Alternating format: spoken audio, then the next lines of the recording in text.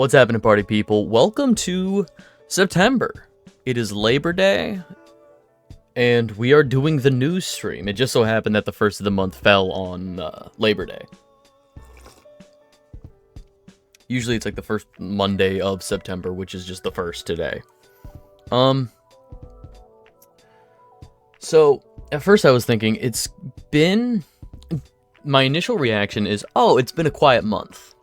And then I started looking through all of the tabs that were sent in by people in a Discord server, which for people who are interested, there is the Discord server. They vote on games that I play. That's where I take gaming recommendations. If you find news, please feel free to drop it over in the links tab.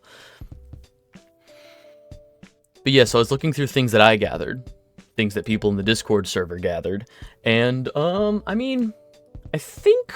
don't think we have as much as last month, but I think there's still plenty to talk about today. And it is going to be a little more, I think last time, just because I had stuff going on, I was really trying to punch through topics. So we're just going to take it nice and easy today.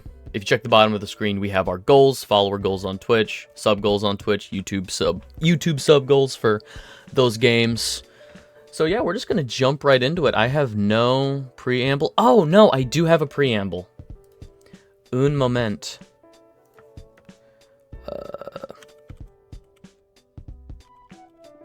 One moment. Actually, I think what I can do is, what if I just open a new tab here? It's the first of the month. If we head on over to my shirt shop, we have new shirts. We have a new collection of shirts. So real quick, I'm going to drop the link for that real quick. And we have the 3 L's. Live, laugh, lobotomy. We have a day and night variant. We have different colors. I wanted something, even though we're heading into fall, it's still very warm. It's still right at the cusp end of summer. So I wanted something. I really enjoy the colors on these spring colors on the day variant, and then on the night variant we have some nice cool dark colors. It comes in 3 colors each, just the t-shirts. Maybe in the future I'll add a sweatshirt variant. But yeah, I'm a big fan of how these designs turned out. I ran these by a couple people and I workshopped them for hours. But I'm very happy with how they turned out. So yeah, that's my preamble. There are new shirt designs over at the shop. There are the goals at the bottom of the screen, and if you're watching this on YouTube, if you're watching this VOD, probably going to be up tomorrow or Wednesday or something. If you're watching this VOD, everything should be linked below, except for the Discord server. You can find that over on my Twitch channel. But yeah, let's just get right into it. After Concord and a string of delays and cancellations, Sony admits PlayStation's live service strategy is not entirely going smoothly. One moment. Let me take a big sip of coffee, and that gave me a little bit of cotton mouth. Yeah, alright, now let's see if I can read. After Concord and a string of delays and cancellations, Sony admits PlayStation's live service strategy is not entirely going smoothly. So if we remember years ago, PlayStation announced that at one point they had 13 live service games in development all at once, which is crazy to me. We've talked about this ad nauseum at this point, but the goal of a live service game to be either free or extremely cheap, and the longevity of the service is continually adding content, whether that's new chapters that offer story or missions, or if that's cosmetics, if that's seasonal events with season passes that give you tiered items as you complete more and more missions and objectives. Live service models are designed to be the only game you play. To get the most out of your season pass with Marvel Rivals, you should be playing Marvel Rivals as much as possible. You should be playing as much of Overwatch 2 as possible. Destiny, I don't think really does this as much anymore. I think they're winding down Destiny 2's support, at least for additional content, as Bungie moves on to their new live service project, Marathon, which is besmirching the name of a really cool sci-fi trilogy that they made in the late 90s. I would highly recommend people play the original Marathon trilogy. which is just a really solid sci-fi first-person shooter game. Completely single-player, no online, nothing. Highly recommend people, but they're using the goodwill of that name, the nostalgia for that name, to try and push forward a new live service model. It's the extraction shooter model in the vein of Tarkov, I think, is another one. I don't play a lot of these games because they're all predatory. I think they do offer some very fun gameplay loops for the people that enjoy them. I would never besmirch people that enjoy these games. Your Honky Star Rails or your Genshin Impacts. Like, if people enjoy those games, more power to them. Spend your time. It's your time. It's your money. It's your game. Play whatever you want to play, however you want to play it. But the long and the short of it is that to keep these things going, it requires a lot of marketing and a lot of resources to be pumped into consistent content. More content to keep people engaged, to keep people coming back. For a lot of single-player games, people beat the game or complete the trophy list or the achievements list, and then they're done. Then, okay, I did everything that this game has to offer, everything that I want to get out of it. The only people that really stick with a game are people who... There are two camps that I can think of, and they kind of work together. There are people who want to try and break the game, mod the game. There are people who look for glitches, people who look for inconsistencies in the code that can be exploited. And I don't mean exploited in a negative context, but exploited in the way of speedrunning. People who want to hit the ground running on a speedrun game. People who really enjoy a game, how it plays, how it feels, who want to better their time. These are the people more often than not that you see consistently play a game beyond its initial shelf life of release.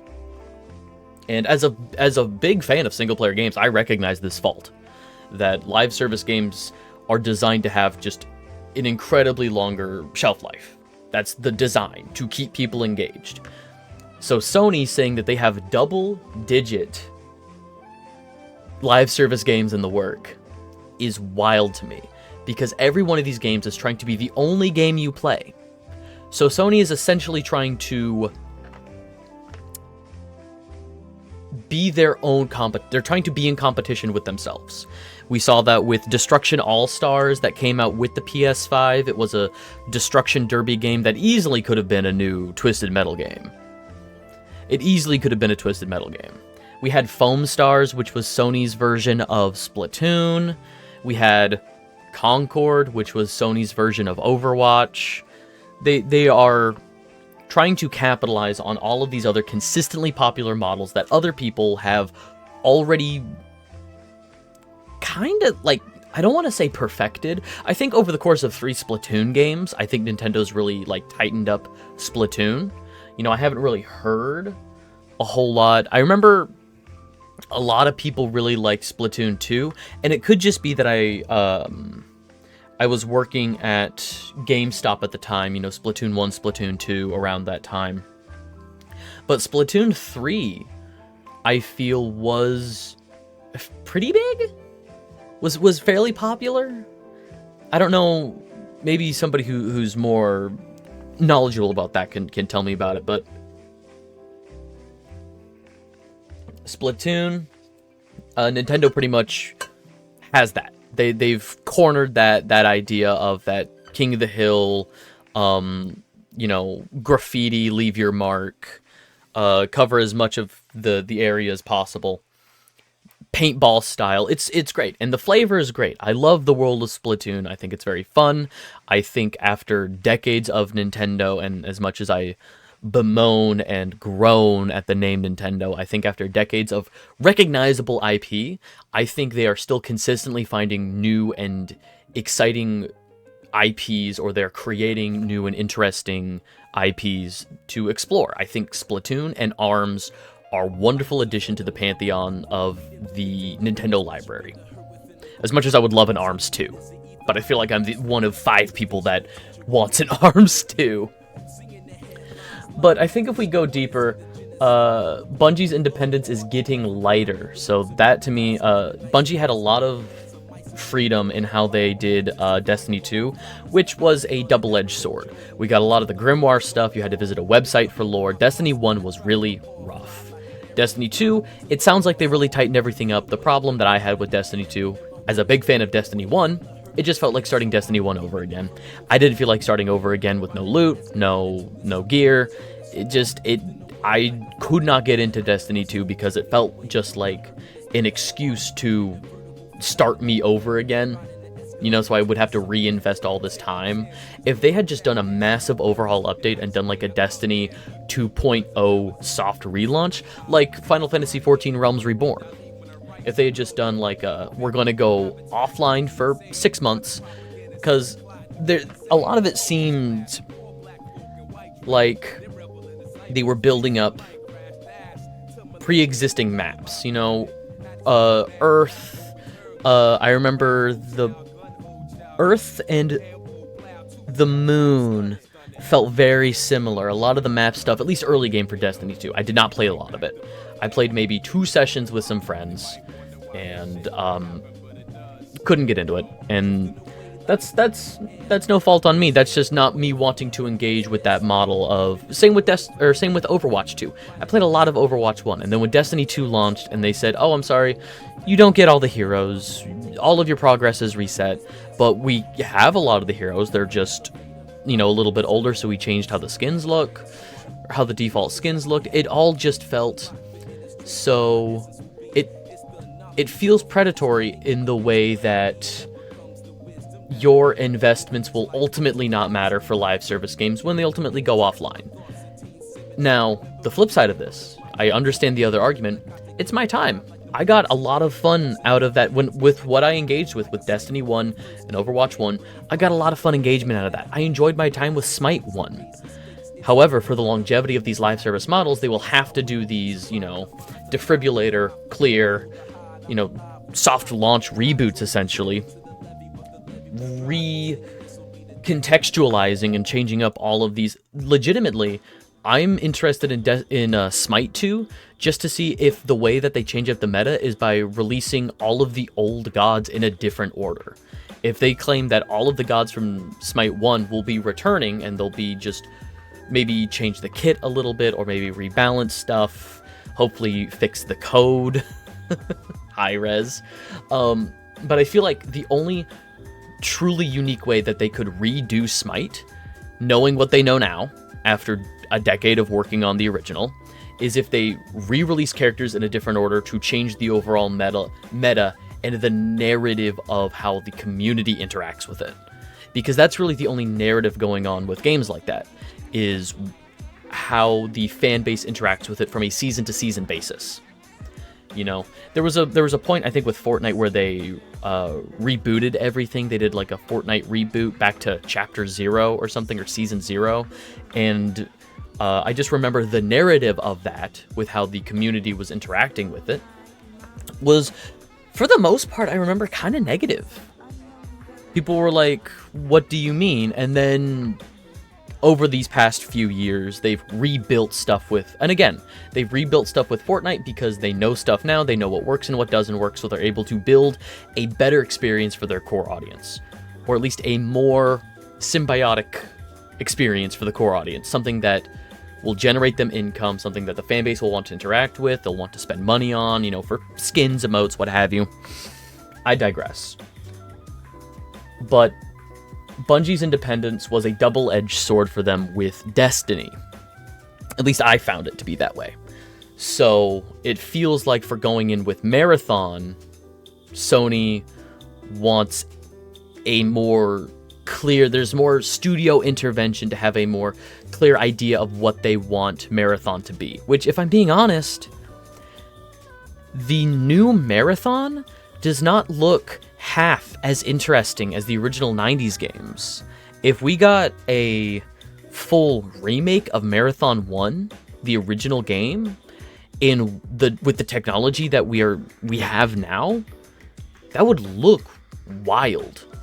The actual world building and the weird narrative and the consoles that you can find with, logs from communications, like communications logs with people, wild. It's so fascinating, and I would love to truly revisit the narrative of Marathon. I don't have an interest in visiting this very geometric, odd color palette extraction shooter that happens to have the name Marathon. None of it feels genuine. But I believe this article, this is the one I'm thinking of. There were a couple that I was thinking of bringing. Bloomberg's Jason Schreier. I enjoy Jason Schreier's work. Oh, did I bring... Okay, no, I need to find real quick. I do not have... So Jason Schreier is a name I really enjoy. I enjoy reading his work on. Jason Schreier does a lot of really good journalistic work in the gaming space. I'd highly recommend people keep an eye out for articles written by Jason Schreier.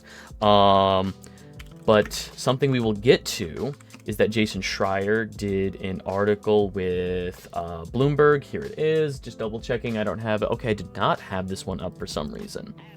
At the very least, want to bring it up at some point. But we are going to make sure we have that up for later, and I'll make sure to drop it in the Discord server at the end of stream. All the articles that I talk about today will be dropped in the Discord server. There'll be a big just link dump that will feature all of the articles that I talked about if people wish to read these in full. Sorry, it's much larger on this monitor for me. I'm able to read it a little bit better even with my glasses. Yes, there was an interview with Jim Ryan.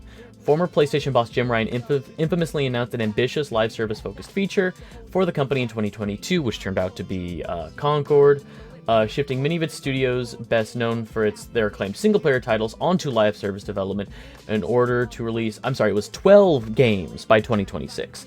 So by next year, they planned to have 12 live service games actively ongoing.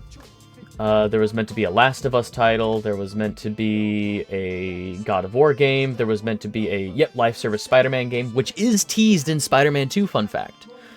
So this might have been the only one that even remotely interested me. There was meant to be a live service Spider-Verse game, where you would make your Spider-Man OC, your Spider OC, and you would explore the New York map that Insomniac had created with friends and do missions together and stop heists and burglaries and stuff as your Spider-Sona. It's teased a little bit the hexagonal or octagonal, because spiders, the portal, the orange portals from the Spider-Verse movies that allow people to travel around the Spider-Verse, that made an appearance in a side quest in Spider-Man 2. There's a brief moment where, I believe it's Miles in Spider-Man 2, Insomniac's Spider-Man 2. Miles has a side quest where he ends up talking to Gwen or Spider-Woman from across the Spider-Verse, talks to somebody, and at the end a large portal's like, oh hey, thanks for doing that for us. Your universe is safe now, and our network will be in touch. And then that's the end of the side quest. It was very fun. It was a very fun little bit of an Easter egg, I guess, but it was meant to, as part of the Insomniac leak that happened a couple of years ago, maybe only last year now. By 2026, there was a planned Spider-Verse video game, but there was also meant to be a Venom game at some point, Spider-Man 3. Insomniac, unfortunately, I feel like has had to scrap a lot of stuff and just completely start over. You know, they had a bunch of plans leading up to 2030, and even Wolverine, I feel like, was supposed to be out this year, but it's been delayed a bunch. Really, the only single-player experience Sony has this year is Ghost of Yotei. And as much as the Ghost of game, the first one, Tsushima, was really good, I don't think Ghost of Yotei will be the huge, pillar game that they need it to be, because they scrapped so many of these games because they agree that it's not going smoothly, and they've announced a lot of these games are no longer in development. Bluepoint, the developer of a lot of remakes, like the Shadow of the Colossus remake, the Demon's Souls remake for PS4 and PS5 respectively. Bluepoint was supposed to be working on a live service God of War game. Bend Studio, the developers of Days Gone, who haven't really done anything since Days Gone, and they were very silent for a long time before Days Gone. Days Gone came out. It did okay. It was on the tail end of what I would say the last throes of the zombie shooter, the zombie game genre, in the very late 2010s. And then they were silent for a long time, working on something that Jim Ryan told them to work on. Jim Ryan wanted all of these studios who developed very well-received single-player games to be working on live service games. 5 years ago, live service games are almost non-existent from PlayStation Studios. Now we have Helldivers 2, which is an example of... They're using examples here of ones that have done well. Helldivers 2, MLB, Gran Turismo, and Destiny 2. Four live services contributing to sales and profit in a stable manner. But they have had so many more failures. I brought up Destruction All-Star Racing, or Destruction All-Stars Derby. I brought up Foam Stars. There was, did Fair Game come and go? With the $sign in the middle? I feel like there was a very punk aesthetic, lots of graffiti, lots of grunge to it. Live service, free roam shooter that came out a couple years ago that also immediately died 3 months later. These games might still be up, but nobody's talking about them, nobody's playing them, and every now and then we might see an article that say, hey, did you forget about this game? It's gone. They're shutting it down in a month, Real sorry about that. Concord, huge example of the quickest one of these games has died. It's... Oh yeah, no, it's right there. The upcoming Fair Games. Yeah. That one, I do not have high hopes for. Because they simultaneously... And you see this across the spectrum from a bunch of different studios. That there is either no faith in decades of pre-existing fandom, a long-standing franchise that has a player base that consistently sells well, if not sells great. There is no faith in these franchises right now. And if there is faith in these franchises, there is a gut instinct from producers to drag them in a direction that is not conducive of a good experience for that franchise. A live service God of War game? No. That's not the draw of God of War. They're missing the mark. They are not understanding the assignment. It's so incredibly disappointing to have people in these positions of power in the industry that don't understand what makes their lineage so special. Or they're putting all of their eggs in one basket for franchises that we're not invested in. Concord. They really tried to play up how fun the world of Concord would be. And the big draw of the game is that every month a new 5-minute short would drop in the game. And so you would get, an extra 5-minute little story of lore of these characters so that over the course of presumably years, you would get to know these characters and love them. Maybe you would get new context and a character that you liked before you don't like anymore. So you explore other characters and that keeps you engaged as you try to find a new favorite. But that's not conducive. For people who want the story, for people who want the lore and the all the characterization and the world building, we want that pretty fast. We want to know who these characters are. We want to know why we want to like them. Don't tell us that we like them. Give us reasons to. So feeding us 5 minutes a month over the course of years of, drip feeding us these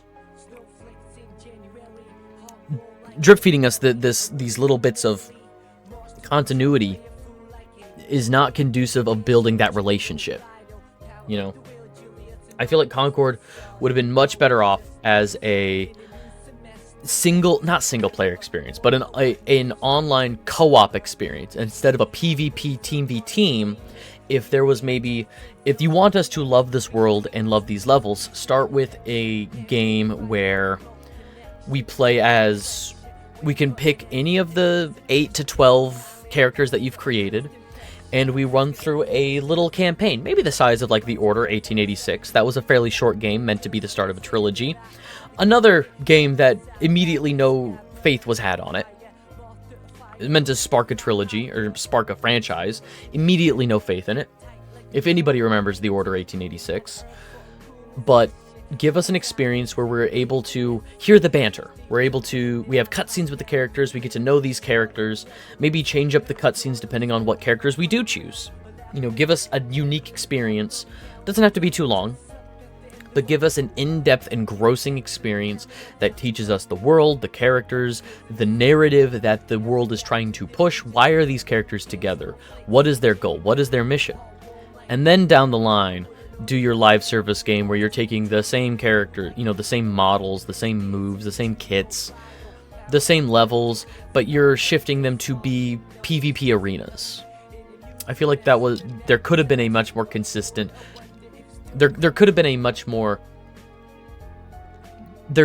way to produce the Concord world, to produce a Concord game, and thus a Concord universe, a Concord franchise. Too much work. Look at these cool crossovers instead. That's the worst. I brought up Fortnite a little bit, but just in the sense of how the community engages with the product. But crossovers, I'm so tired of it. Genuinely, I do blame the juggernaut that is the MCU for how executives across all media ever, you know, not just movies, but you see this shift in games. I blame the juggernaut that is the MCU for the death of media literacy and the idea that the MCU is sort of setting the tone for all of pop culture. At least it was. Even up until the end of the Infinity Saga, you know, the good years of Marvel. But into this multiverse stuff that they've been doing, which thankfully will be ending soon. According to the game plan for Marvel movies, the multiverse saga will be ending soon. Hopefully. But we're getting so much multiverse stuff and the idea of crossovers. In the world of comics, speaking of which, Marvel and DC announced their first crossover in like 17 years. They're doing a cross promotion. I mean, you've been seeing it in comics for a while. I mean, Batman meets up with the Teenage Mutant Ninja Turtles all the time. This past year, there was a DC crossover with the Sonic Archie comics, and like, oh, Sonic is obviously gonna be the Flash, and Shadow is Batman, and it's such incredible fan service dick riding that nothing substantial comes out of it. It's all hot air. It's all just, it's all fan fiction, is how it feels like at this point. It all feels like, oh, I'm going to have the two things that I like cross over, and then, like, what if the Sonic characters wore Justice League outfits? I'm going to fan cast the Sonic characters as the Justice League, is exactly what it is. But you see that everywhere. You know, Warner Brothers had Multiverses, and that died. That was a live service game that died. Not specifically a Sony one, but just an example of how these things don't last. And again, I would never bemoan people for how they spend their time, how they spend their money. If you're a grown person who pays taxes, goes to a job, earns your income, you can do with that what you will.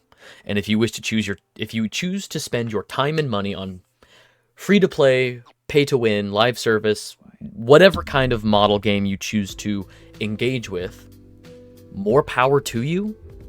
I would never bemoan people for that. I just question the actions, the hindsight, and the business side of these games. Every multiplayer game universe is now an archive of our own fanfic in the making.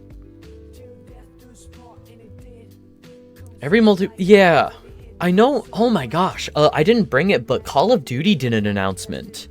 for Black Ops 7. Apparently the Call of Duty community has been bemoaning for years like the death of Call of Duty because they have these crossover events where it's like, oh, you can get Hatsune Miku in your Call of Duty. You can get, oh god, was it like an Ariana Grande gun skin in Call of Duty? Like there's tons of there were tons of crossover Call of Duty stuff that just completely, the only thing I knew about Call of Duty is that they were using AI to generate gun skins or something, and that was all I needed to hear. That made me upset, and I was like, I'm not gonna look in your direction anymore, Call of Duty Vanguard or whichever one it was.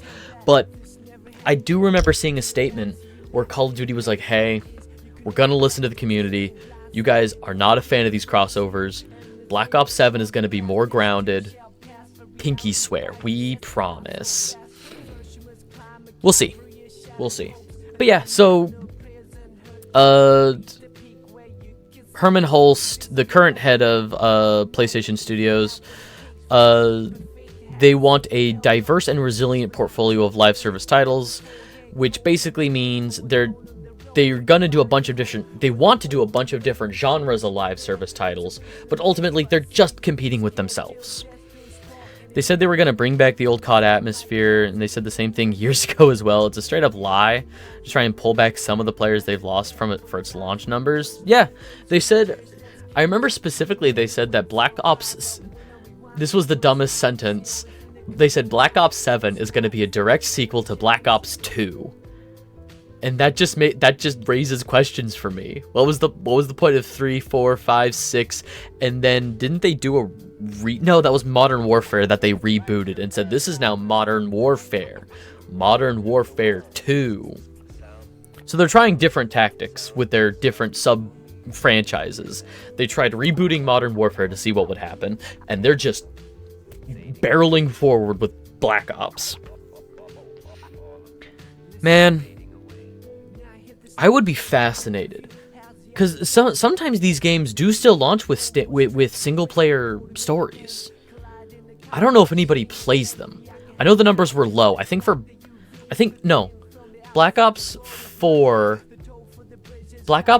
didn't have a story. I think that was a big point of contention, is they just did a multiplayer experience, and then that's where Wargrounds, they launched a specific continuous live service Call of Duty that will be the main live service Call of Duty game. I just keep seeing new names announced where it says this is the new Call of Duty. I think Vanguard was another World War II based one. I don't know. But I would be fascinated to play some of these new Call of Duty. Warzone, thank you. Those are all the players and money is. Thank you. I am fascinated to play Black Ops 7 just for the campaign. I'm just curious. I'm curious where the writing is at.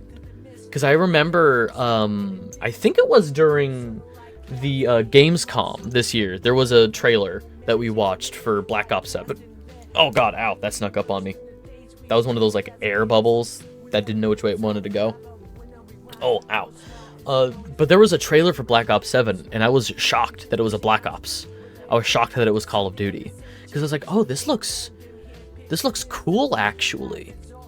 There's like a lot of weird, like, because it looked like there was scarecrow gas, fear toxin, like, oh, the world is warped and crazy. This is a nightmare world. And then it was like Black Ops 7. I'm like, oh, chemical warfare. So, believe it or not, I'm a little bit interested in the story for Black Ops 7. We'll see. It could make for some interesting online maps if it's all fucking wonky. But I digress. I think it's time to move on to the next article. Again, all these will be available. But yeah, Sony admits that the live service strategy is not going entirely well. Architect of Sony's disastrous live service push, so this is a different follow-up, almost like this is a different article, almost a follow-up to the last one. The architect of Sony's disastrous live service push says failures are good, actually, because now there's more rigorous and more frequent testing. Okay. So they've failed so much that they said, "Oh, we got to get our playtesters together. We got to get we gotta stay or not consistent, but we need to tighten up the ship." So, if we remember, it was Herman Hulst. Herman Hulst pushed for 12 live service games, and specifically was the architect for Concord. Concord was his baby. Let's see if it has any more quotes from him. Concord's failure, Sony's continued push to live service despite it. Holst says the fiasco has led Sony to put in place much more rigorous and more frequent testing. He adds, the advantage of every failure is that people now understand how necessary oversight is. Yes. Look, as an artist, and I'm sure other people can agree with this, 100% creative freedom is not conducive to a good finished product, because what happens, what happens, like if you have no leash, what happens is you could just keep going forever, because all of your ideas in a bubble, like if you're looking at it from this far away, all of your ideas are great. Everything is awesome. We're just going to keep going. There are no bad ideas. And there were reports that Concord suffered from toxic positivity. Nobody was putting in negative feedback to say like, ooh, I don't think this design works. Ooh, I don't like this level layout. Like, I think we need to rework how this level looks. You know, there was none of that. There was only toxic positivity is what former workers, former employees, former designers, developers of Concord were saying was toxic positivity. But yeah, oversight is very important. Recently, and we'll hear it later in the, or it is mentioned later in Jason Schreier's Silksong interview, that after 7-8 years, Team Cherry finally had to put the brakes on themselves because they realized we could keep going for 15 years. We could just keep going on Silksong and it would never come out, because they own their own game, they own their own IP, they are very passionate about the project, they are extremely creative people, they are extremely fulfilled by what they are doing. The first game was a financial success, so there was no worries about money. They could just keep going. So eventually somebody had to say, we should probably actually launch the game, because we could keep going forever. And that's a very scary thing, to realize, oh, something might not make it in. You know, something might not... I have all these ideas, but something might not make it into the story. Something might not make it into the game, the show, the movie, the book. But because there needs to be some level of oversight. And as much as I enjoy hearing that studios were given incredible freedoms, as much as I love hearing that studios were given incredible freedoms, you get something like Concord with no oversight. But I'm glad that they understand that now. This is not a very long article. I thought it was longer than that. But I do like hearing that lessons have been learned.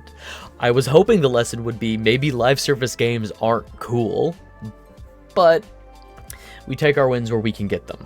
And the win right now is that Herman Hulst said, like, Herman Hulst's own game dying, the Concord dying, was enough for Herman Hulst to say, ooh, maybe we need to rethink the structure. Maybe we need to reorganize our priorities. Maybe we need to generate a good game that people will want to play instead of generating as many games as possible for people to engage with. Former PlayStation CEO says Xbox Game Pass and other subscription services turn developers into wage slaves and are bad for the business. That wasn't the end of the music, was it? 1 second, I'm just gonna... Oh, yes, I'm still here. Continue watching. Anyway. I think this is real quick, I think this is a genuine W from Sean Layden.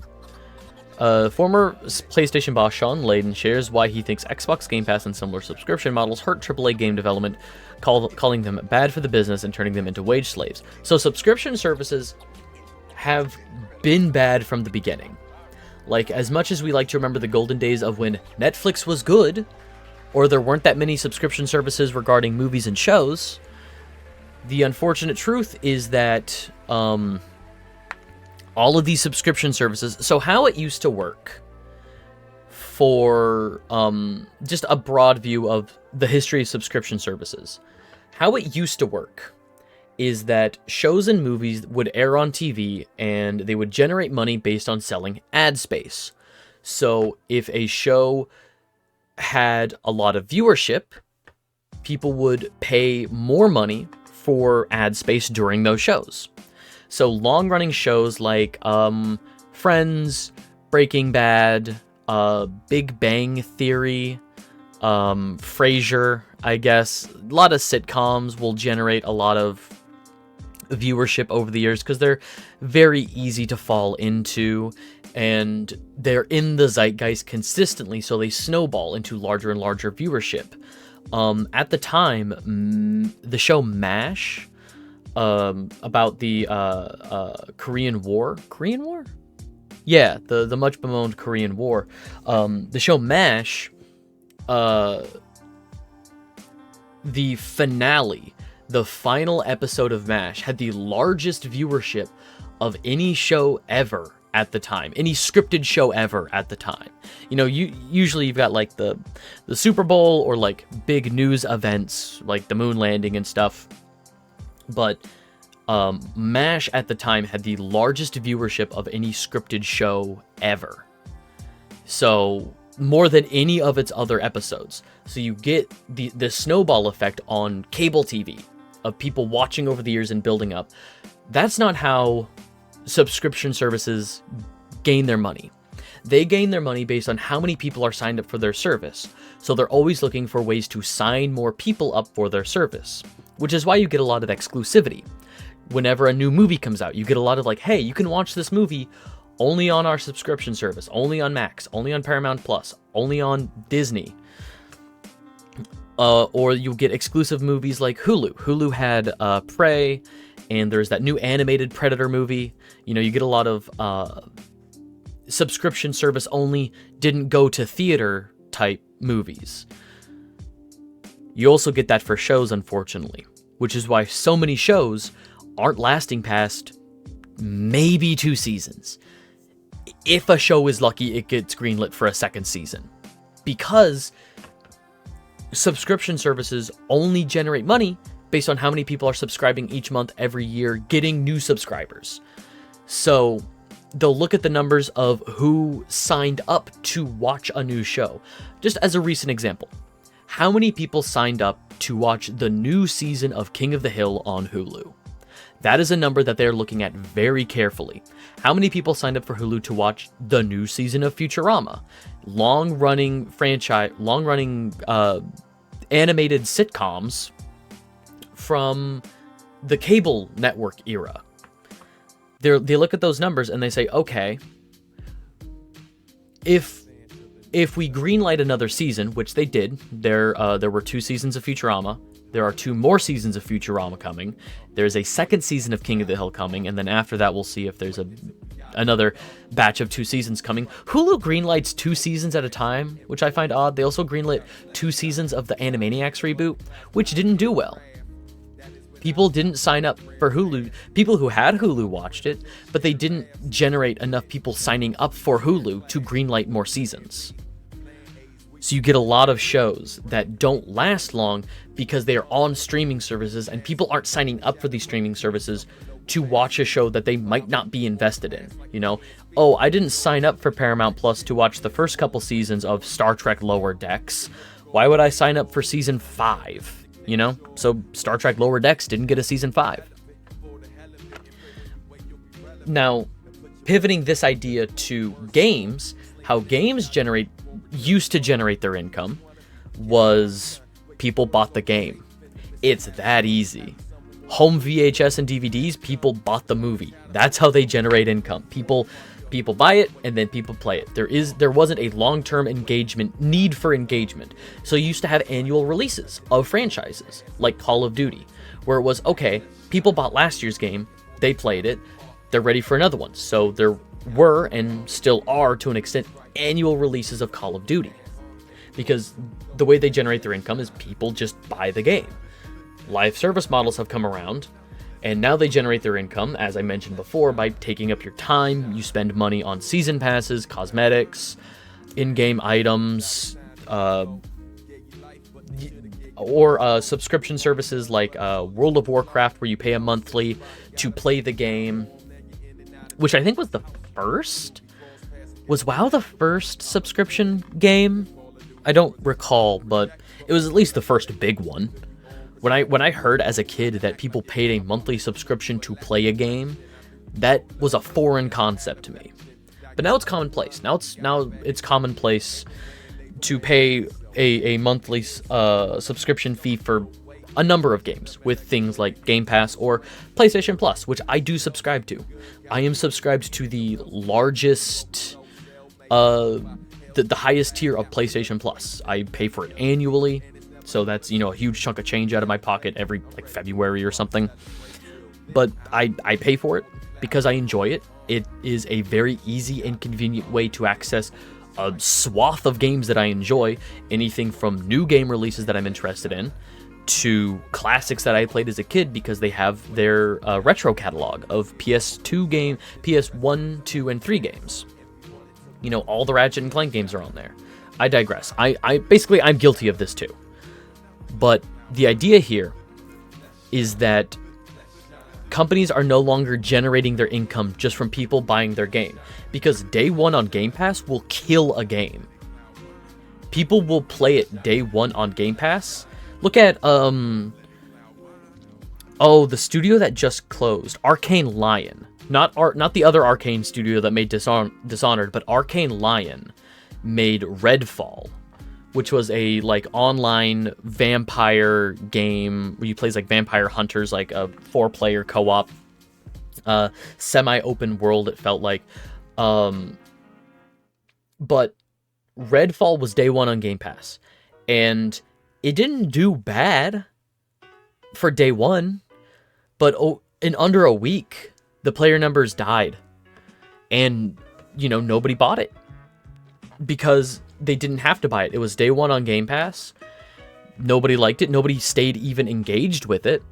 That spread around because those numbers are important. The amount of engagement says a lot about a game. Sale numbers, you could sort of obfuscate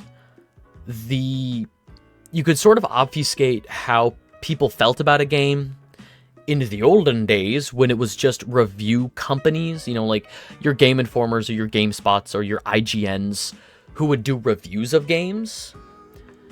That was really the only way to know whether or not a game was worth it. And even then, you had people who were paid for their opinions or, who were given a copy who might be biased because it's like, oh, I paid nothing for this game, so is this worth free to me?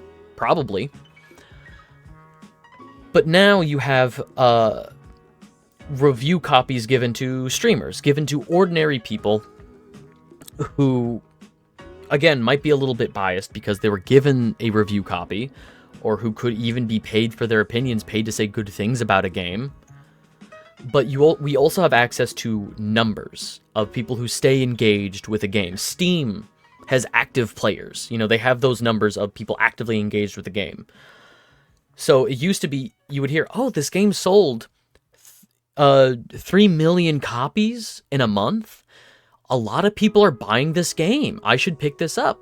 It could be that 3 million people were duped by, I don't want to say they were duped by dishonest reviews, but they could have been misinformed by biased reviews, is what I will say. So you would have this, again, snowball effect of people seeing the numbers of, oh, it sold really well. It must be good. So more people buy it, more people see it does well, and it could just be fine. 3 million people could have bought it, and 3 million people could have been fine with it, But now you have people playing day one on Game Pass and then reporting to social medias, your Reddits, your Blue Sky. You know, you have these places where people can talk about things openly and just say, hey, not good, don't play. You know, even for free. You know, I'm paying for Game Pass, but I played it on Game Pass. It cost me nothing extra to play this game. Wasn't worth it. So these models are bad for the reputation of companies. And again, there should be more. I don't want to, you know, say, oh, woe is the company. I think more oversight should be put into games, and they should generate games that people want to play. That's kind of the point of a games company. That's why, you know, Hoyoverse does so well. Yes, they're making games that I don't want to engage with and that I actively have a disdain for, but people play their games like crazy. Because apparently they're good. I don't know. But, let's see. Well, shit. That's unfortunate. What the fuck happened? Does my coffee mug have a leak? No. Okay.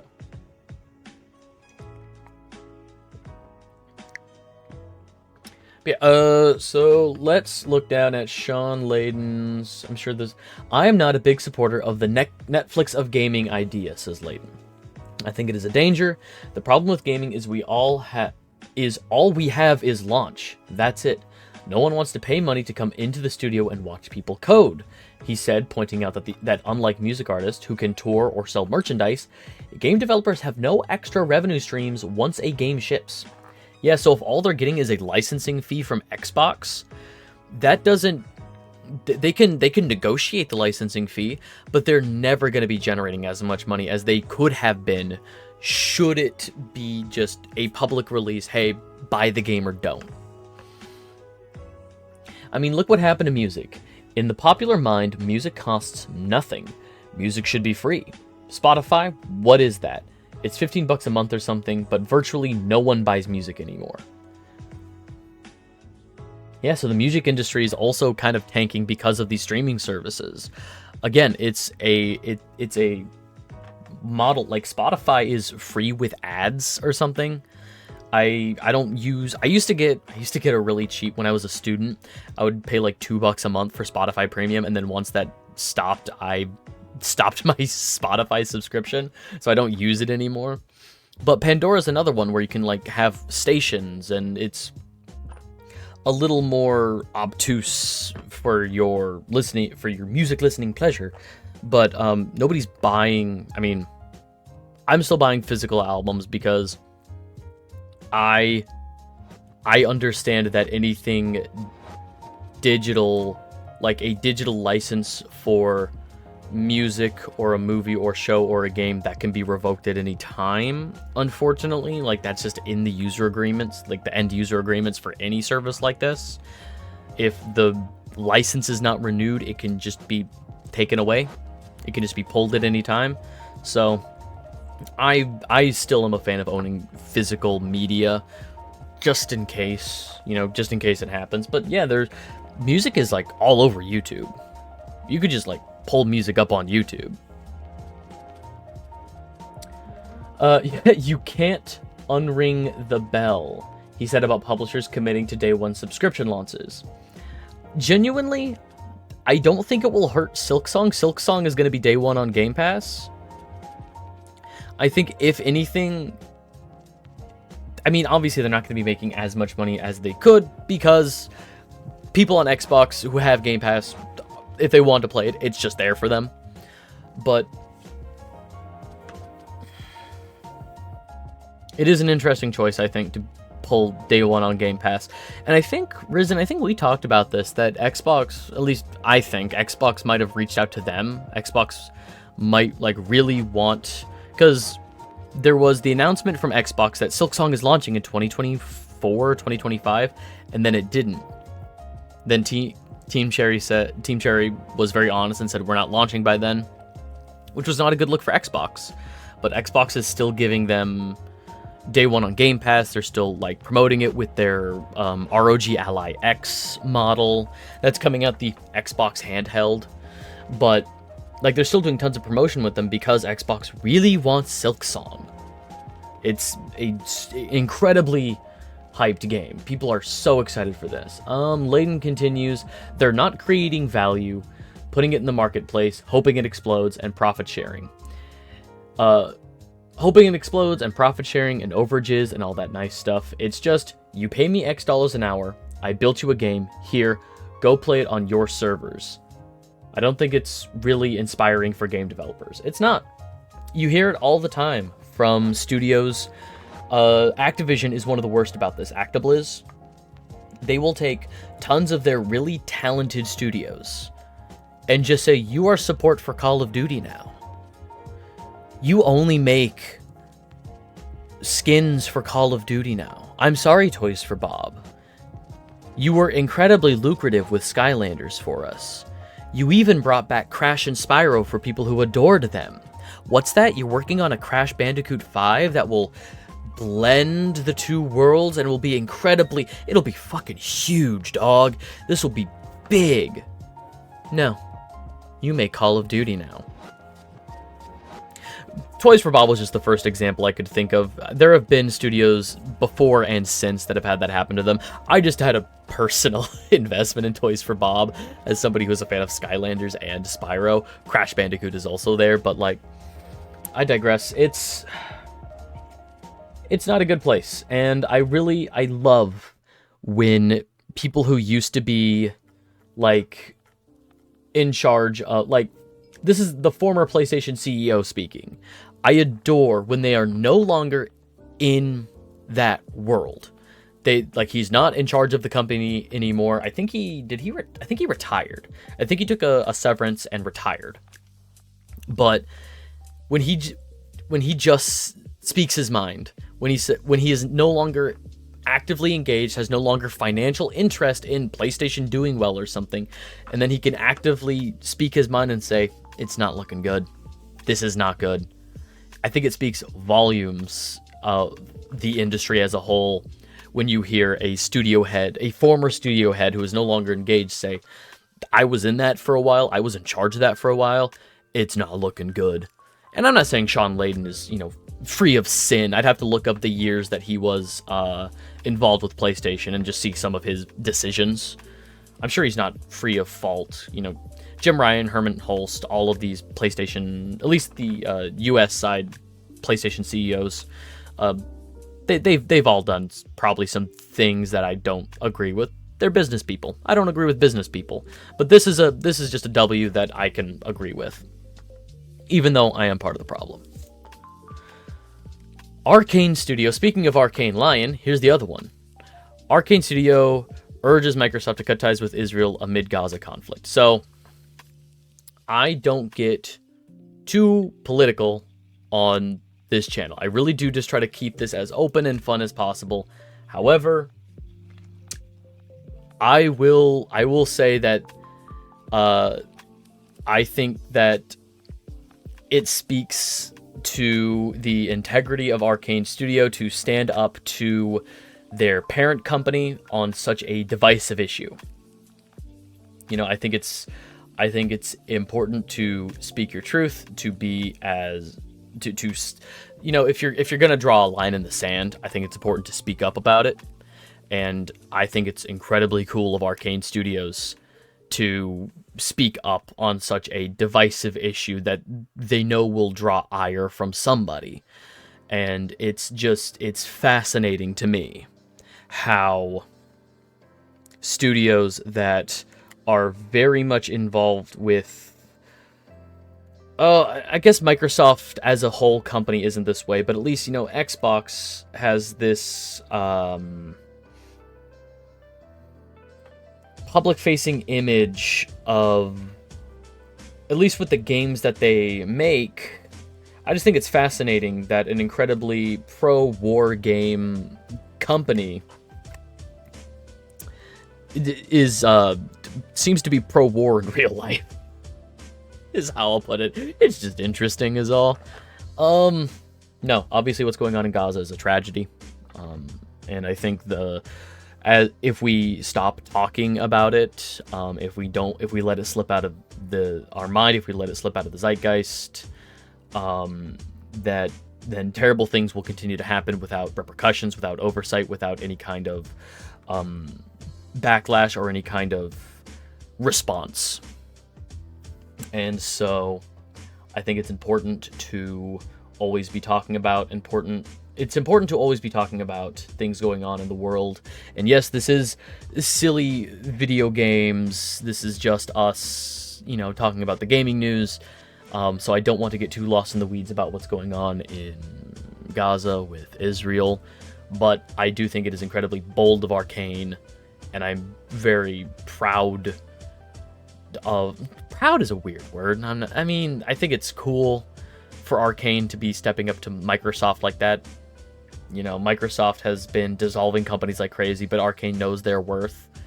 Arcane knows that they make incredible games, and they're working on incredible games. Really looking forward to that Blade game. Please don't cancel that Blade game because of this. But I'd be very interested to see Arcane's future after this.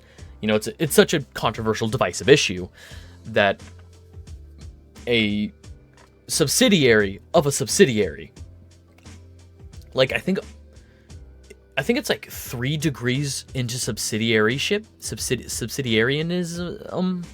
Like Microsoft, Xbox, and I think Arcane is Arcane owned by Actibliz? So is it like Arcane, Actibliz, Xbox, then Microsoft? Like, for Microsoft as a whole, Arcane probably means nothing. So I think this is incredibly awesome. And I hope Arcane just keeps trucking forward with what they're doing. So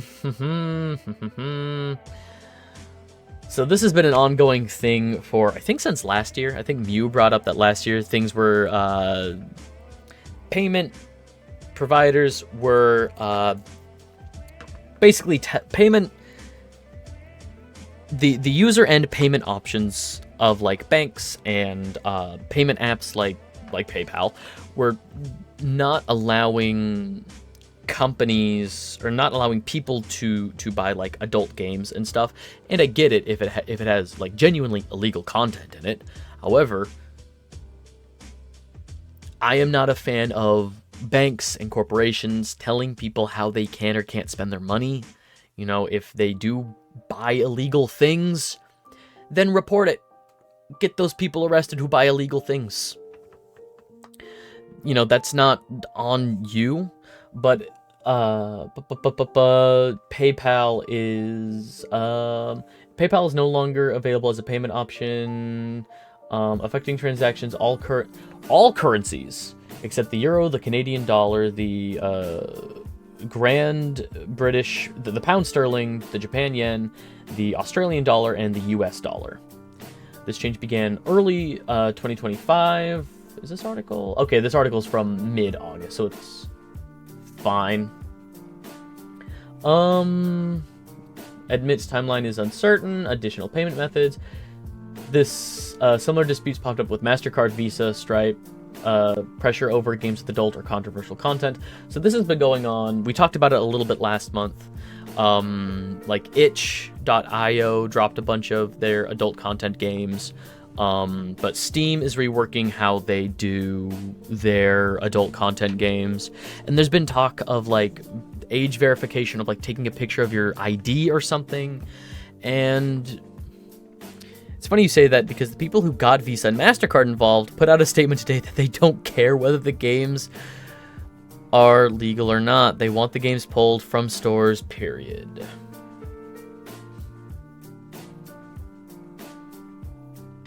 Okay. So this just rings out to me like the fear-mongering tactics, because people go back to think of the children, won't somebody protect the children, which is why there's talk of like doubling down on age verification. This rings out to me like the reason we have the ESRB with Night Trap and Mortal Kombat back in the 90s.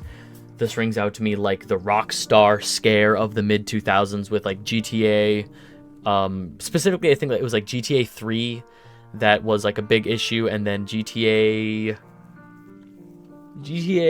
San Andreas. Yeah, was it GTA San Andreas that had the hot coffee incident with the blowjob minigame that was even cut from the game? It wasn't even accessible in retail copies of the game. It was cut. It was just in the code. And yeah, and then there was the Bully thing with Rockstar. They made a game called Bully, and then people didn't play the game and just assumed you were the bully, but really you were just a problem kid who was, like, his character arc was, like, trying to be a better kid and getting all of the cliques to team up against the bullies. But the idea was that you just played as a bully.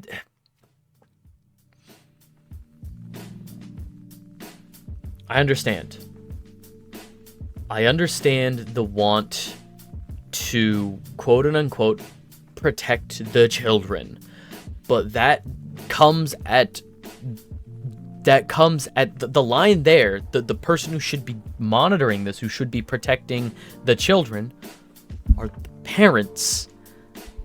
None of these things are being shoved in kids' faces. You know, none of these things are, you know, it's not like, oh, they're just showing, you know, nudity and violence and, you know, gore and all these swearing. Like, that's not on Nickelodeon. That's not on Cartoon Network. You need to be monitoring your kids. When you chose to become a parent, that is part of the deal. If you want to protect your kid, that's a parenting choice. You know? A parenting choice when I was a kid, a parenting choice that my parents made was, I couldn't watch things that were early on Adult Swim, like King of the Hill or Family Guy. I wasn't allowed to watch those, but I was allowed to watch things like Venture Brothers and Robot Chicken that were, like, airing at midnight on Adult Swim, that I would argue are worse. But that was a parenting choice my parents made. My mom wasn't super on board with it, but, you know, that was a parenting choice of the shows that I was and wasn't allowed to watch. And I will say, I was a goody kid. My parents told me not to watch Family Guy. I didn't. And even to this day, I don't have a real interest in Family Guy. I did watch King of the Hill this year. I binged all of King of the Hill up until, like, I even watched the new season. Like, and it's good. I'm really mad that my parents wouldn't let me watch King of the Hill. It's really good. I really liked King of the Hill. And it's so weird to say that. No. But I digress. Like, that's a parenting choice. You know, the websites that I wasn't allowed to go to. You know? That was a parenting choice. The movies that we would watch, like, as a family. You know, the words I wasn't allowed to say. And as I got older, when I was allowed to start swearing or saying, you know, certain words, these are all parenting choices. And if you want to be a parent, you need to start monitoring your kids' content. You need to raise your kids. I have a family member who works in the public school system, and she hates kids these days because parents treat schools like daycares, you know? I'm not here to raise your kid, I'm here to educate them, that kind of thing.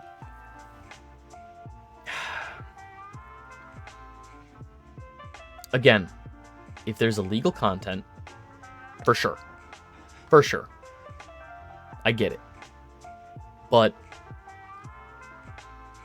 it's not, if you don't want the children engaging with this content, if you don't want your children engaging with this content, adult content of any kind, not just the adult content of the, I'm like 75% certain that this is regarding the sexy games, because there was a lot, like last year Steam blew up with sexy games, so I'm fairly certain that this is what it's about. If you don't want your kids playing sexy games, monitor what your kids play. It's not that hard to have a good relation. Genuinely, I don't think it's that hard to have a good relationship with your kid. But yeah, I guess I don't really have an answer, because this doesn't affect me this doesn't affect me and I don't have a stake in this because I don't have kids that I want to protect. You know, I'm not a parent. But also, like, it's not and this is the scary thing. For the time being, it's not affecting me. It's not affecting the games that I buy. But give them an inch and they'll take a mile. What do they consider adult content? When are they going to start banning M-rated games for violence? Or at least when is that going to start being the push, right? You know, Call of Duty is a game. Every year they release a new game that glorifies war in some way. War's a terrible thing. People die. People are orphaned. Kids lose their lives in war. It happens. It happens all the time. I went to college with some veterans who had horrific stories about their time in the service that changed them on a fundamental level. War is not awesome. War is not cool at all. Controversial take, I am against war. But Call of Duty glorifies war. When are the parents going to come in and say that they don't want that anymore? You know, when are they going to say, I don't care if it's legal or not? That's bad. War is bad, so we can't have war games. Again, I will say the same thing that I said about live service games. I will not begrudge people for how they want to spend their money and time. Playing not for broadcast when all of this started happening felt like wild timing. That must have felt fucking dystopian. Oh my god. But yeah.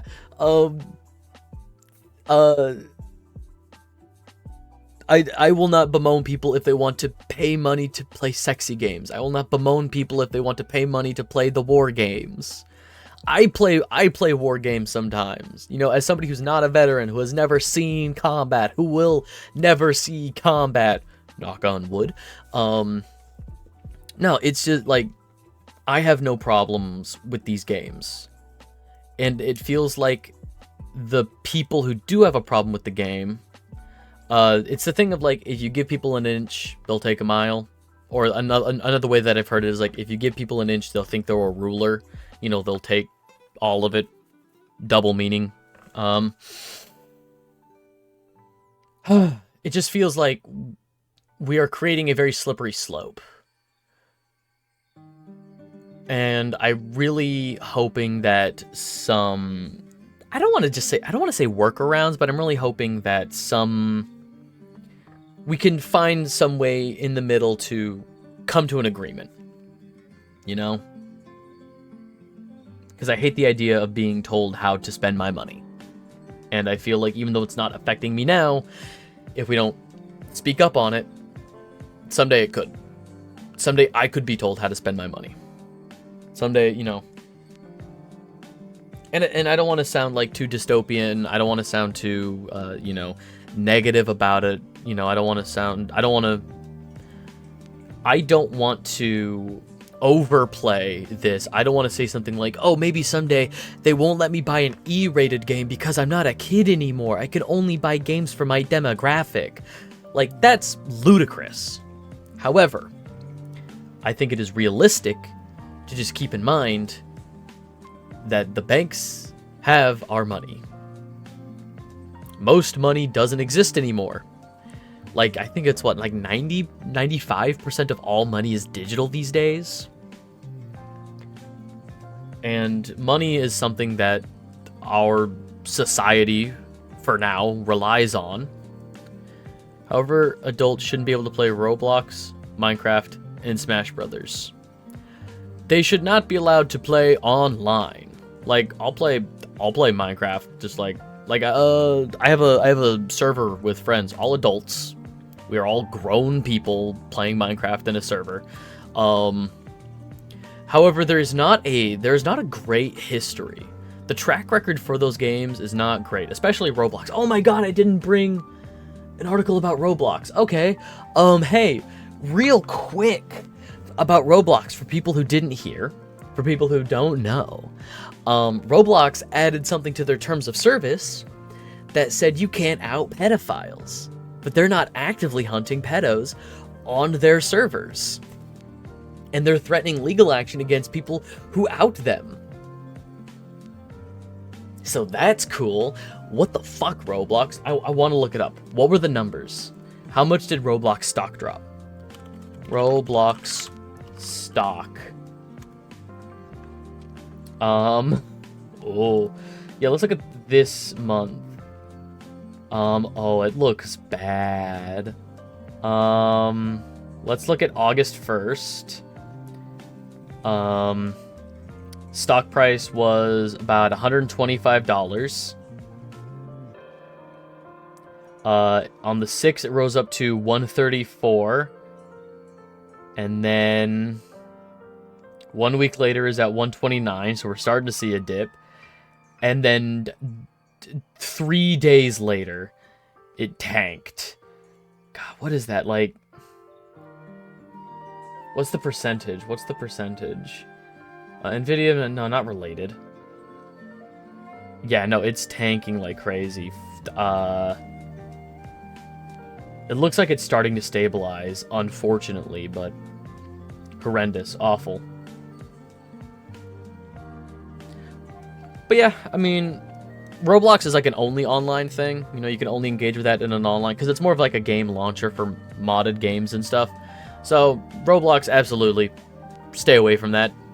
Smash Brothers, again, if you're a grown person, playing with your grown friends, you know, if you're a bunch of 90s kids who have nostalgia for Smash Brothers Brawl or Melee, whichever one you have nostalgia for, you could get together with friends and have a Brawl tournament.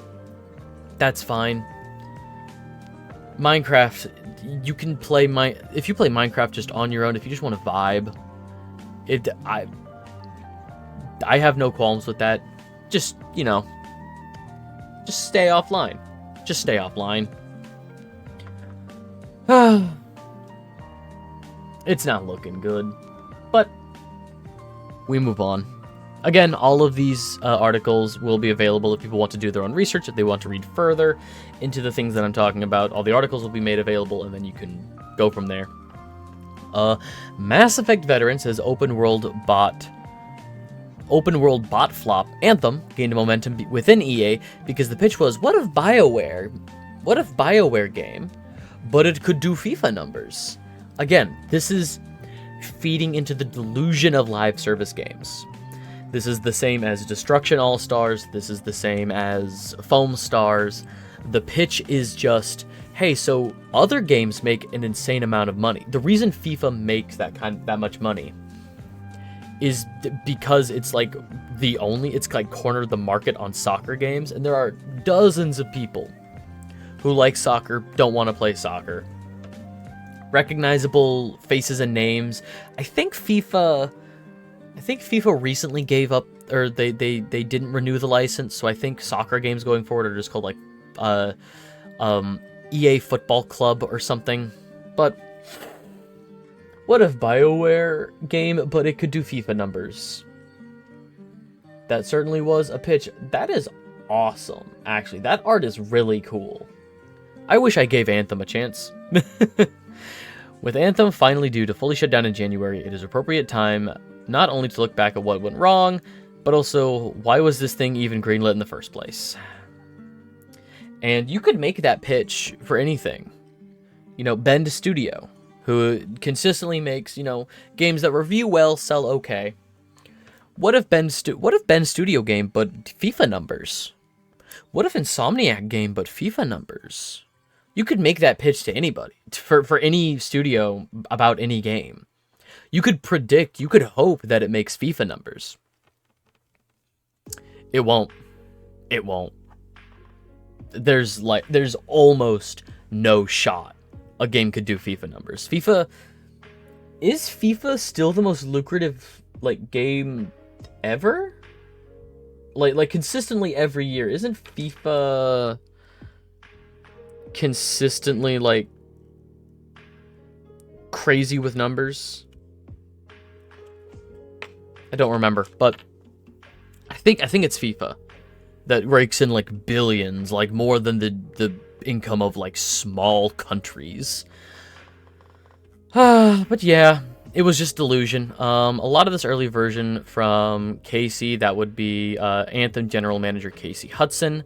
A lot of this early vision from Casey didn't actually really make it into the final game, but it's why Anthem was able to generate this much momentum within the organization. Because what Casey was essentially pitching was, what if BioWare game, but it could do FIFA numbers?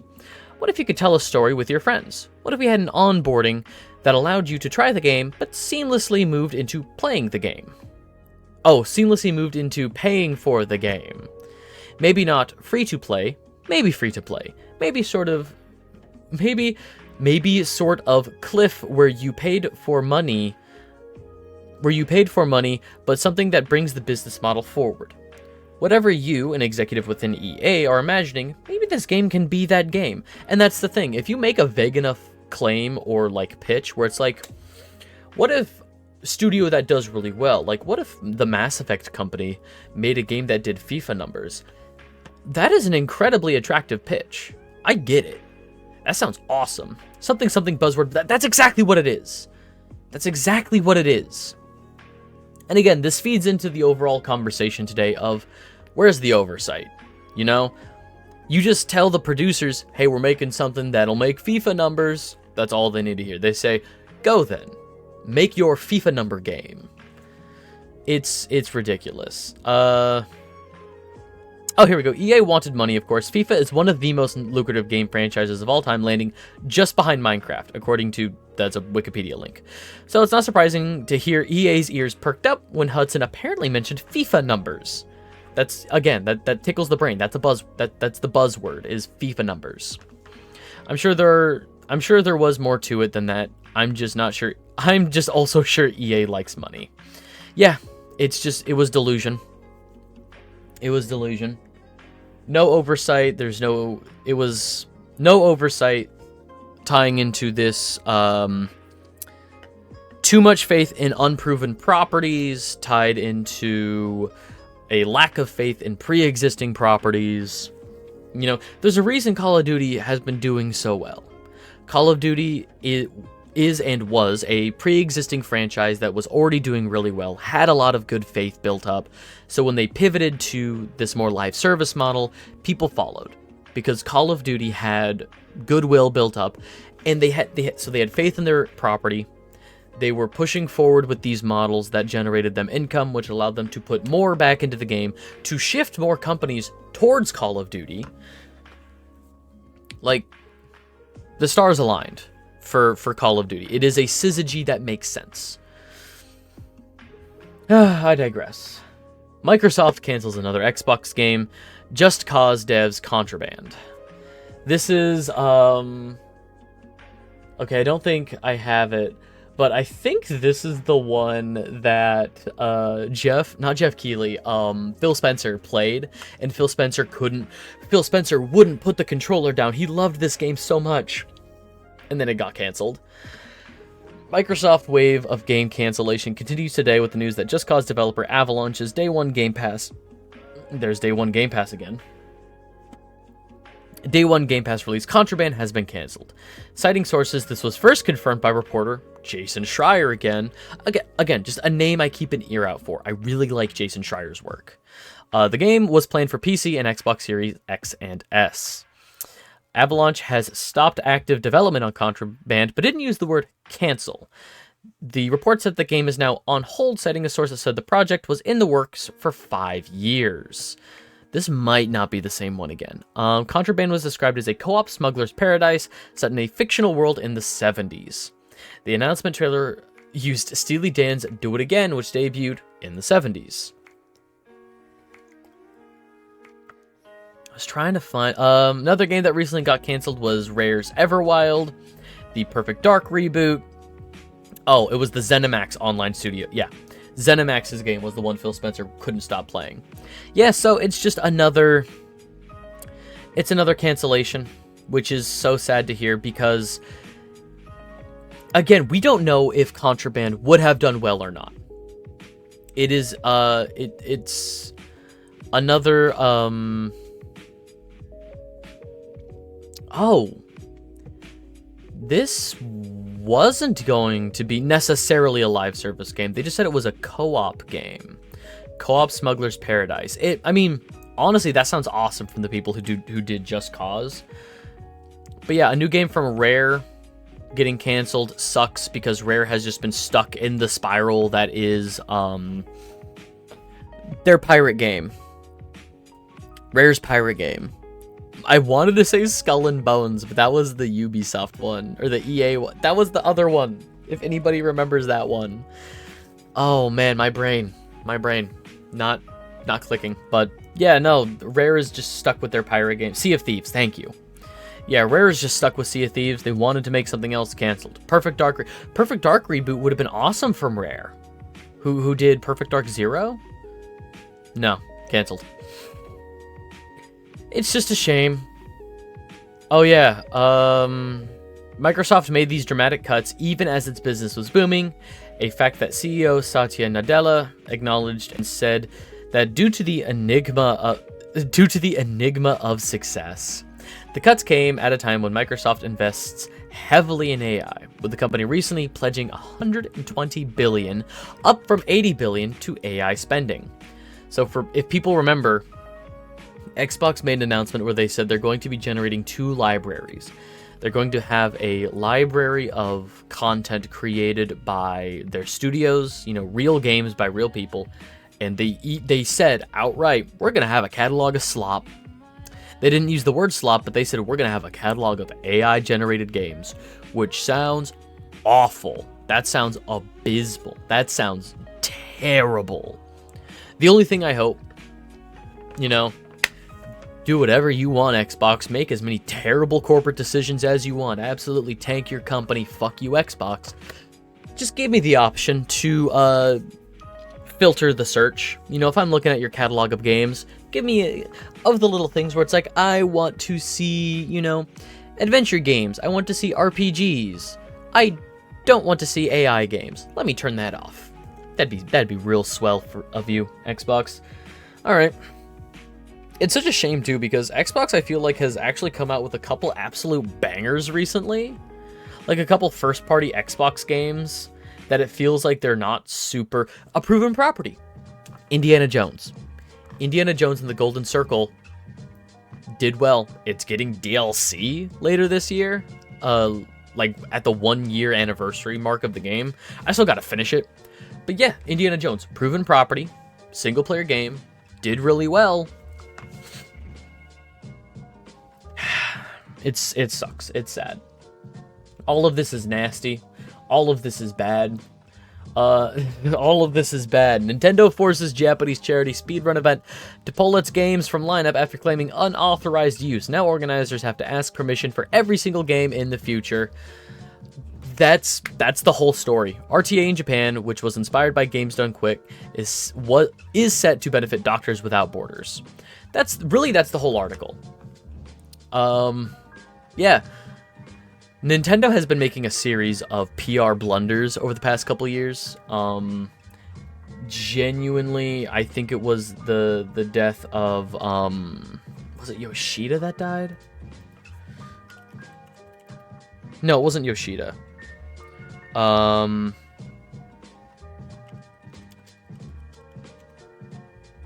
Iwata. 10 years ago, Satoru Iwata passed away. Like, 10 years ago this year. I think almost... Hang on, let me look him up again. Satoru Iwata... July. So yeah, we are just a little over a year past the 10-year anniversary date of his death. I genuinely think after the death of Satoru Iwata, there was like an internal power vacuum, and it generated a lot of like spite and ill will internally at Nintendo, but they're trying really hard to maintain this very friendly front-facing. And here's the thing, I will say it every time. The people who actually make Nintendo games, I think love what they do. I think make lemonade. I think they are handed lemons by the corporate superiors at Nintendo. I think legitimately 10% of the Nintendo staff are not great people. The problem is that 10% are the people making decisions. I think a lot of people at Nintendo still genuinely care. I think a lot of people at Nintendo are still trying to do the best with what they have. You know, there are tons of games like the Switch 2. The Switch 2 has some games that look really good. The new Mario Kart looks awesome. Donkey Kong Bonanza looks 1,000% like something made for me. A 3D collectathon platformer. That's my shit. That is exactly what I want to play. That is it. That is my favorite genre of game. But just on a moral level, I can't get a Switch 2. I just can't. Maybe in the distant future, if it's on sale or if I can get it secondhand, if I can even get a secondhand Switch 2, because of how much weird anti-piracy Nintendo says you can only have fun their way, because people are buying secondhand games and their Switches and their Switches are bricking because it's being flagged as pirated software. It's nuts. I don't know. But yeah, this is just another little not cool Nintendo PR. They're getting super litigious. Don't forget, they're still in court with Pal World with Pocket Pair. Don't forget, they're still in court with Pocket Pair. But yeah,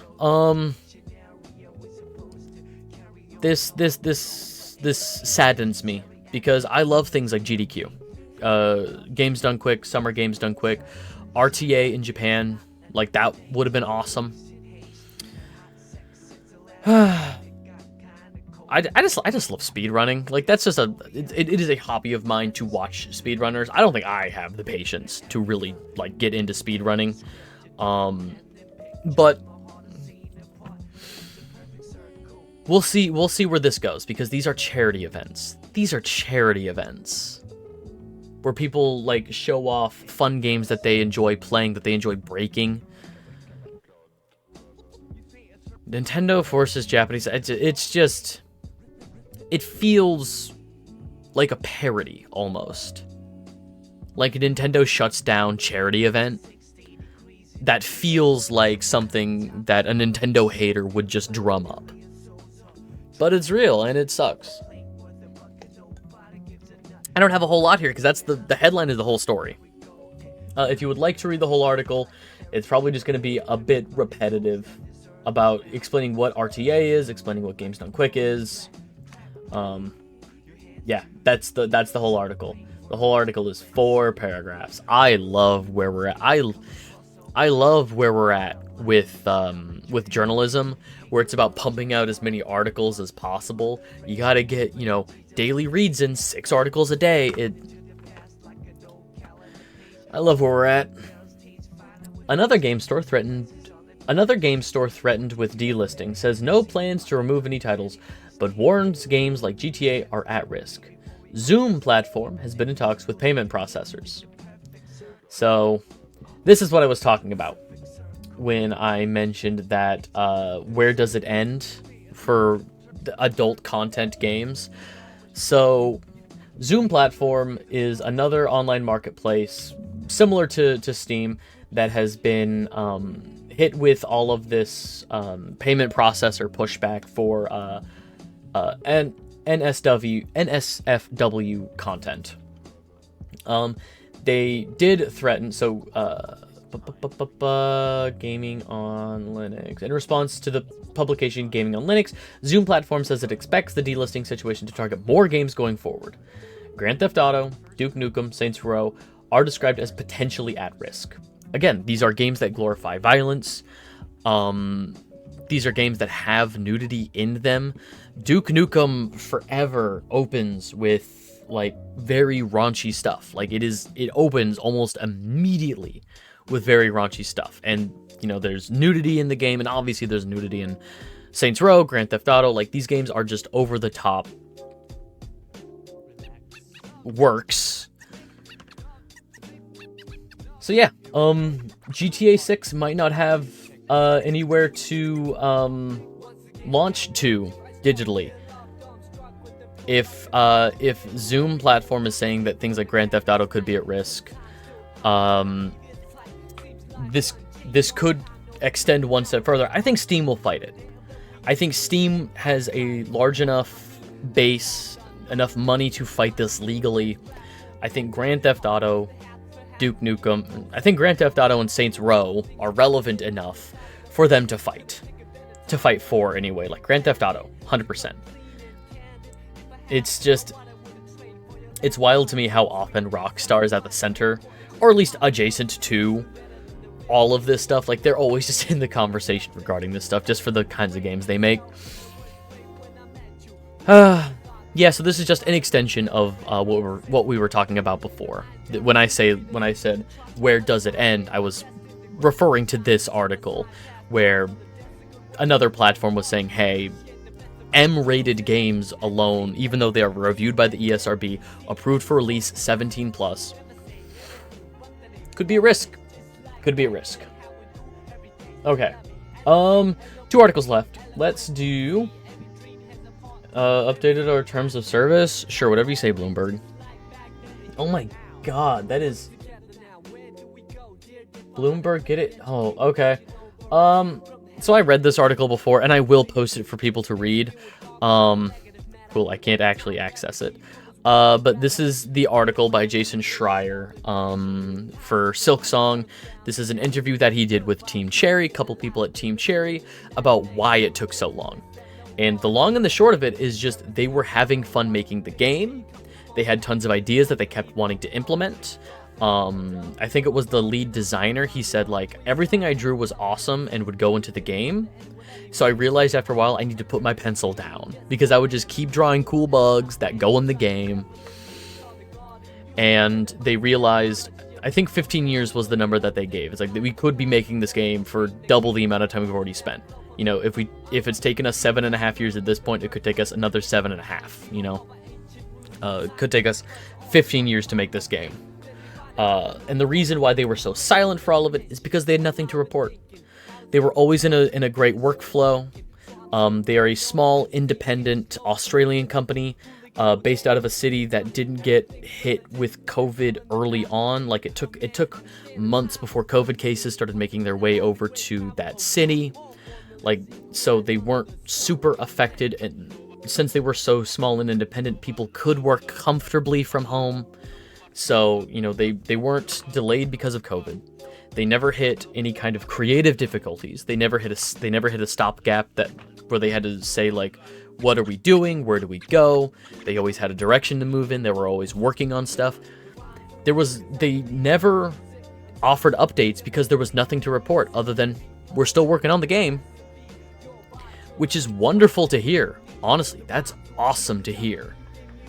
For a small independent company, that there was no drama internally. That's great. But yeah, I would highly recommend people read this article if they can. Freaking Bloomberg.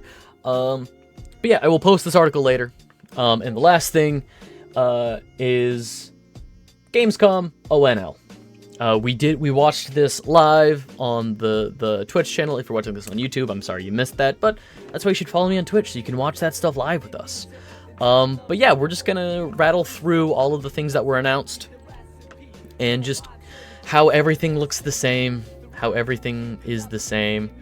Black Myth Wukong is getting a spiritual sequel, in the same way that Ghost of Tsushima is getting a sequel in Ghost of Yotei as an anthological. I'm still very, very mad that they didn't take 5 minutes to write a blog post about the game not coming out in 2023 when they jebaited Microsoft. That's true. We did talk about how they promised Microsoft it would be out by 2023. They did say in the article, the Jason Schreier article, that, you know, at the time, they also believed it would be out by 2023. And then after a while, they realized it wouldn't be ready in time, so they delayed it internally. But you're right. I think there should have been I was not into Hollow Knight at the time, so I did not care about Silksong. I saw the funny memes of people waiting for Silksong, and outside perspective looking in, it's so funny to me. I was thinking about this yesterday. All of y'all have been waiting 8 years for Silksong. I've been waiting 8 months. This has been an incredible turnaround for me. Truly, this has been a wonderful turnaround for me. I only had to wait a few months for a sequel to the game that I love. That's crazy. But no, there should have been. You're right. There should have been. again, I think it just comes down to their ambition, and I mentioned it before that if you are a creatively driven team, they mention in the article that, like, they say they're pretty terminally offline. There's no way they couldn't predict that it would make people upset. Okay, I think, but still, like, I think just from a professionalism level, there should have been something. There should have been some little press release. There should have been some statement made from the Team Cherry Twitter account or something. If they're so terminally offline, they don't know that Twitter's a cesspool now. But what was I saying? Oh yeah, going back to, like, if you are a creatively driven team, because they talk about how they're not financially driven. Hollow Knight 1 made all the money in the world, and they're a small enough team, nobody has to worry about money anymore. Everybody's getting paid. They don't have to worry about, like, oh god, we got to get this game out to pay our employees. Everybody's doing fine. I don't think anybody's doing spectacular, because it is just an indie release that goes on sale pretty often. But I think they're doing fine. So it was really just, we can take our time, be as creative as we want, which is where you start getting the head in the sand or horse blinders. You're looking at it from this far away, not realizing everything going on around you, not realizing how many people are looking forward to this game, not realizing it's the most hyped thing ever, it feels like. I digress. I think you're right. They should have made a statement in 2023. But at this point, it is releasing, so all should be forgiven. Should be, probably not. There's probably still going to be people mad about it. But yeah, so Black Myth, the Black Myth series is getting a new game with Zhong Kui, which I still really want to play Black Myth Wukong, but the game science did the Streisand effect. They Streisand affected themselves, if people remember that, where when the game came out, when Black Myth Wukong came out, they said, hey, don't Google our sexism. Don't Google our sexism. So people Googled the sexism. But you know, I'm excited for this too, because these games look really nice, and I appreciate, because this studio was put together, I think, by the Chinese government, if I recall. Game Science is part of a division, a cultural outreach division of the Chinese government that says that's basically like, hey, we're seeing a lot of, you know, Norse mythos and Greek mythos, and we're seeing a lot of Japanese mythos in the zeitgeist around the world in pop culture. Where's the Chinese mythos representation? So they're trying to get China in the mindset. They're trying to get people thinking about China. So they put together this team to be like, hey, make people interested in our history. Get people interested in our mythos and our history. So they put together this game team to make games about Chinese mythology, which is cool and fine. I like that idea. I like the idea of an anthological series of different Chinese gods. So you had Sun Wukong, now you have Zhong Kui. If I'm being honest, Zhong Kui is a more interesting god to me. As somebody who played Smite, Zhong Kui's more interesting. RE9, Resident Evil Requiem, gets a terrifying story trailer focused on Grace Ashcroft. Yes, so we got a look not just at, we got some gameplay. It looks like some very early game gameplay. With Grace and her mother. I always forget her mother's name. It's like Allison or something, or Alice. Her mom, who was a part of like Resident Evil Outbreak. She was a playable character in a previous RE game. But yeah, we got a gameplay look at RE9. I made the comment at the time that I don't think it looks spectacular. I know they're still polishing the game, but it didn't visually catch me as much as I wish it would have. It reminded me a lot of, you know, RE games from a few years ago, the 2 remake or something to that effect. And I don't know, if it works, if it works, don't break it, you know? Why would you change something that's been working? But I am still apprehensive because of how Capcom has stated publicly how they're using, again, we'll say it every time, how they're using AI in their pre-work stuff, in their pre-production phase for gaming. Like, at this point, I want to give them the benefit of the doubt that they're not using AI in actual production and post-production stuff for the game. Want to believe that. I will wait for reviews for Resident Evil 9. Like, I wasn't into Resident Evil until I read reviews for 8. Until I read how much people were just absolutely gushing about RE8. RE8 was my first Resident Evil, and chef's kiss. Beautiful game. Lovely game. Weird. Playing more Resident Evil games, I do think RE8 is not a great Resident Evil game. Phenomenal first-person shooter. Great survival shooter. But yeah, we got a better look at RE9. Ghost of Yotei offers a new glimpse at its beautiful world and a tease of the return of Legends. Yeah, so there was an online multiplayer mode in Ghost of Tsushima that they teased would be returning in Ghost of Yotei, which, okay, that makes sense. Which is how Sony, I think, should be doing it. If they want to do if they want to do tons of online things, generate great first-person, or generate great single-player experiences, and then sure, you can tack on a multiplayer experience to the side of that. That genuinely feels like how they should be doing it, because PlayStation, I feel like, is one of the leading single-player, next to, like, Nintendo, one of the leading, like, we make single-player experience companies. But yeah, I've always really liked Sucker Punch, so I'm excited to see where that goes. And of course, it stars Erika Ishii, who's an actor. They do a lot of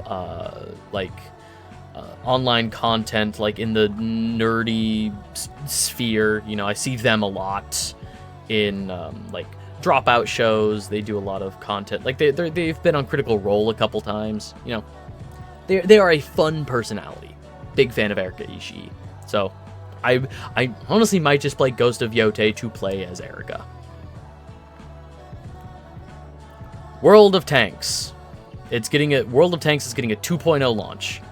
That was the news. I remember seeing that and saying, God, is this just World of Tanks? You already made that game. And they made it again.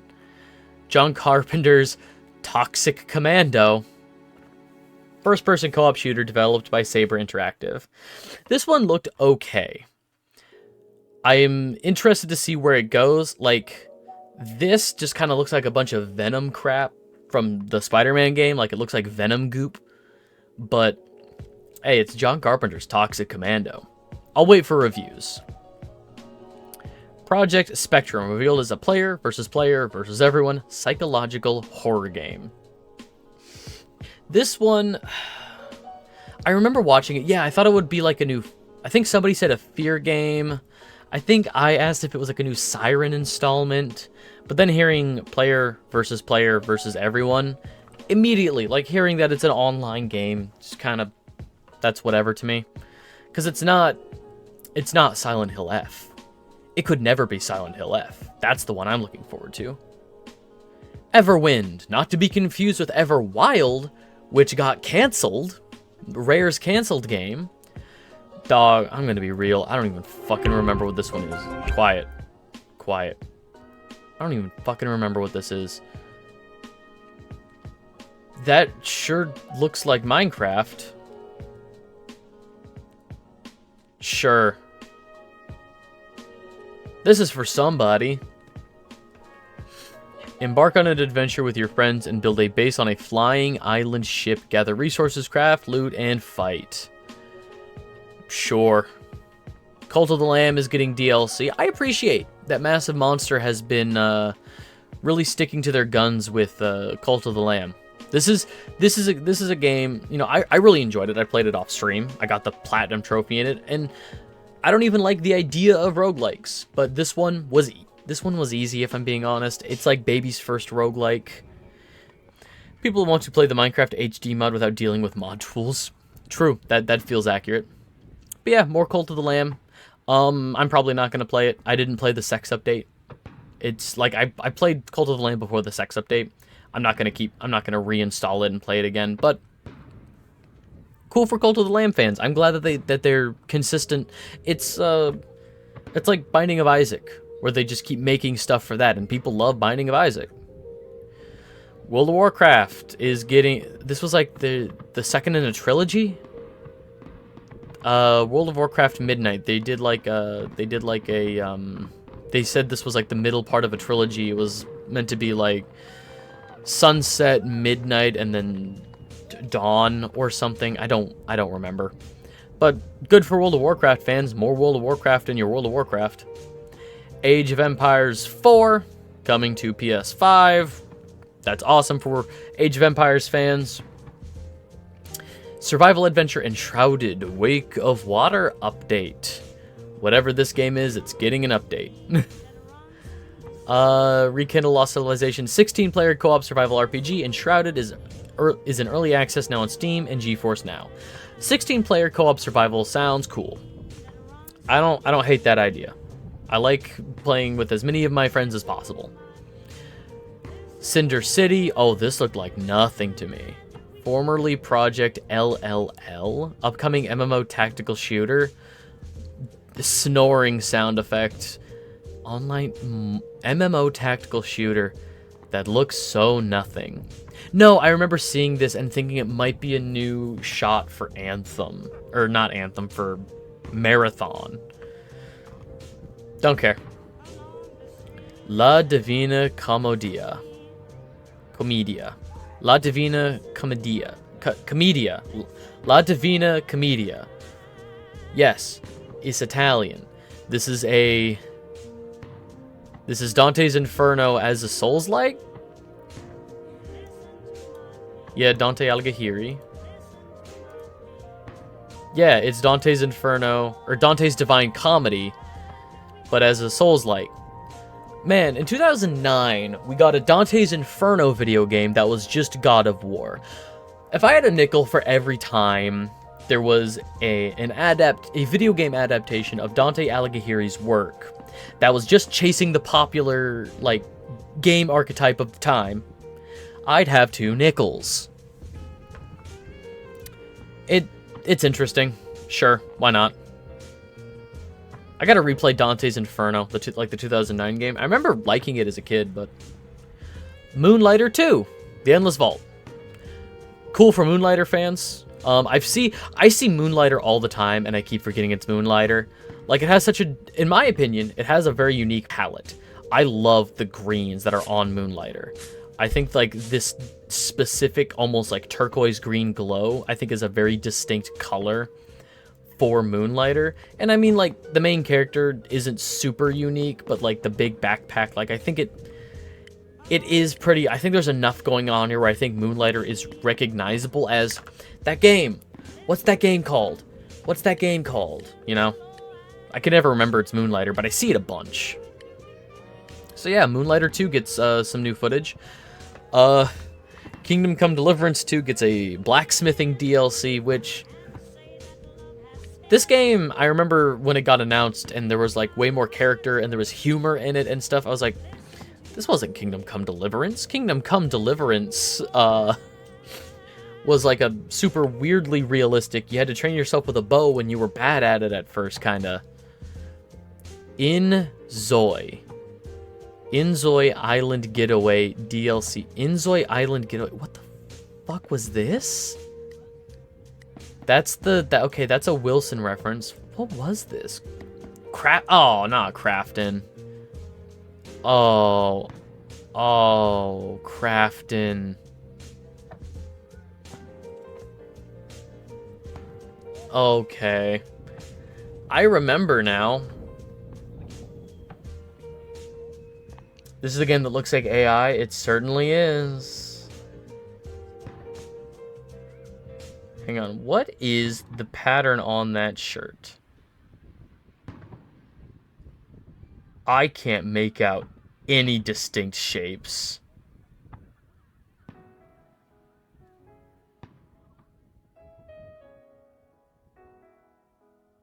Oh, man.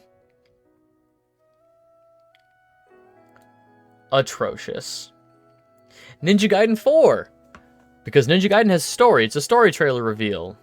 And they showed off like Ryu Hayabusa. They were like, you want to be the Ninja Gaiden? Then come be the Ninja Gaiden. And like the main character, this MC, like met Ryu Hayabusa and said, that's Ryu Hayabusa from Ninja Gaiden. I don't remember. People like Ninja Gaiden. The Outer Worlds 2. They showed off all the companions for Outer Worlds 2, and then they said, you can't romance any of them. Which, honestly, W. That's really based to not be able to romance your companions. You just got a bunch of buddies. Chronos the New Dawn tricked us with cuddly cats before terrifying us. Yes, I'm only 17. Is this the one that, like... Yeah, I remember being disappointed because the world looks okay. Like, I'm not immediately turned off by how this game looks. It's just that the main character looks so nothing with the big dome head and stuff. It looks like it's chasing the idea of other like horror shooters. I'll wait for reviews. I'm not waiting with any kind of bated breath. New look at Silent Hill F. There's no trailer that's been put in, unfortunately. But yeah, I'm excited for Silent Hill F. It does not take place at Silent Hill. Silent Hill being a town in the United States, this takes place in like rural 60s Japan, which is a very unique like setting, in my opinion, something that we don't see a lot of, at least over here. Rural 60s Japan is very interesting to me. So I'm excited for Silent Hill F. I played the 2 remake, really like that. I know it's a different team, that was Bloober Team, but Delta, wait, was this? Chronos New Dawn was Bloober Team, wasn't it? Yes, that was it. That's why I was interested at first. Because Bloober Team said we're done making shitty games. Delta Force. That is the most forgettable name ever. What are you? What are you? Tactical first-person online multiplayer game? That means nothing. That's a whole lot of nothing. The Ultimate Extraction, don't care. Fortnite and Squid Games, sure. Unbeatable, new rhythm game, which, you know, hey, that was unique for the game, or for opening night live, for Gamescom opening night live, a rhythm game. I don't think we got any other rhythm games, so I think it's got a unique look to it. I really do like how this game looks. I'm not super big on rhythm games, but hey, it felt unique. It actually stood out to me. Time Takers. North Carolina Soft's Time Takers reveal was not a fever dream, but an actual team shooter with them. Oh, that's right. This is a hero shooter about different people from different points in time, and it felt very Lolix-y, random with the monkey. There was a medieval knight, and then a whole bunch of other oh, there was a samurai, I guess. Man, I can't wait for this to die. That's gonna come out and be nothing and never come back. Because it doesn't even have a unique look or feel to it. It feels so nothing. Darkest Files. This felt very Papers, Please. Get out of here. Why can't I just drag? Show me.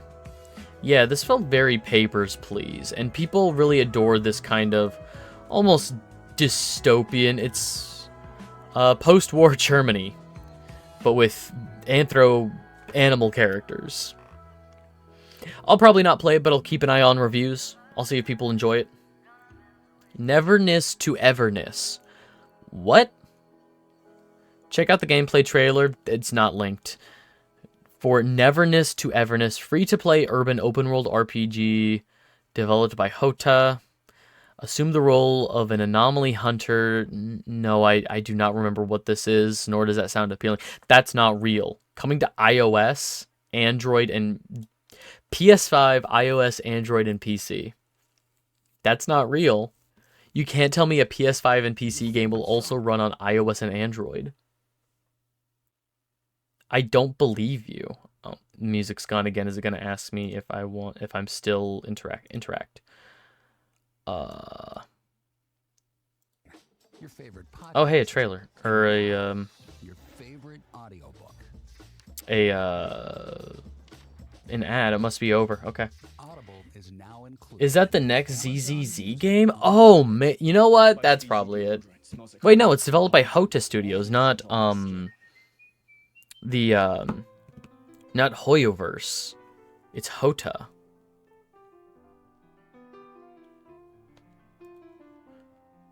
Huh. First ever look at Ron Gilbert's Death by Scrolling. New game from Ron Gilbert. He of the Monkey Island. Oh, that's right. This is the Endless Runner. Yeah, Endless Scroller. Okay. That one looked unique, if anything, just because we're starting to get out of the pixel art nostalgia phase for games. So this one at least caught my interest because, oh, Endless Runner pixel art. That's nowhere else at the opening night live. I'm probably not going to touch it. I'm probably not even going to wait for reviews. Nothing about this is interesting to me in the least. Zero Parades, tactical CRPG crime? What the hell is a CRPG?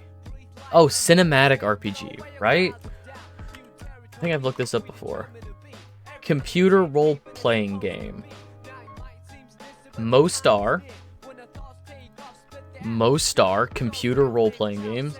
Silksong release date confirmed in Team Cherry's own announcement. Team Cherry did their own live stream where they showed off a big trailer for it, showing the map, showing some of the map, some boss fights, some gameplay, some platforming.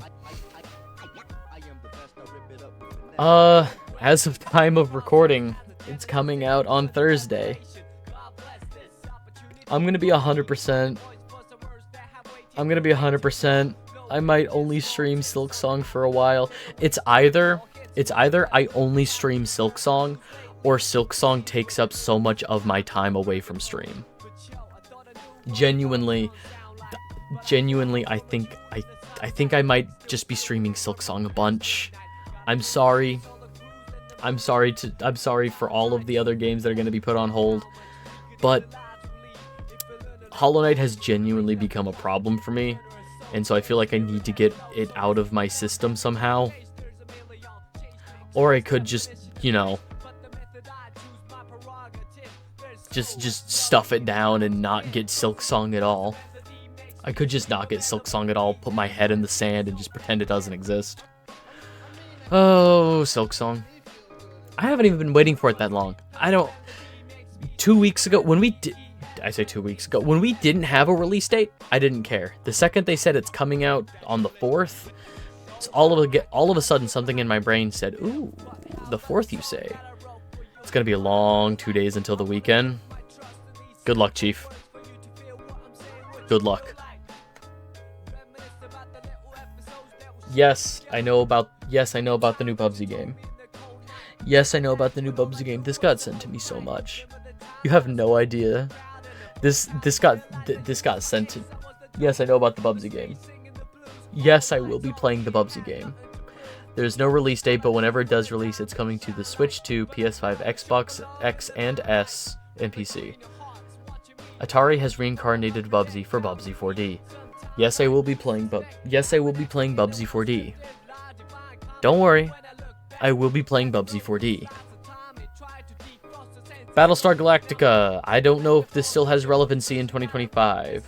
It's actually perfect putting Bubsy right after Silksong. They know what you want. Oh, yeah. Brand new look at the Battlestar Galactica Scattered Hopes game inspired by the classic and rebooted sci-fi series. Does this have any relevancy?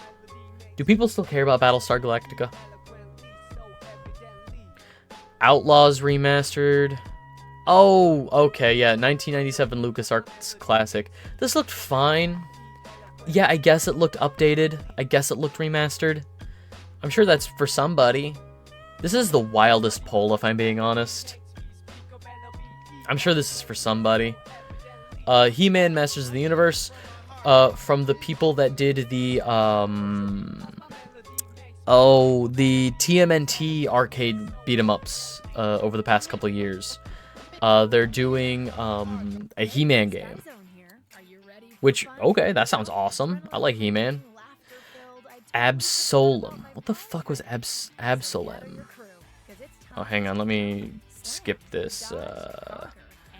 Interact, to get out of here. Add.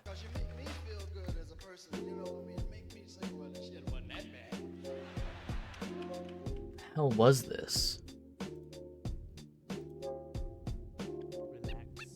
Is that game okay? Oh, it's just more beat 'em up. It's just another beat 'em up. Okay. The art looks really good.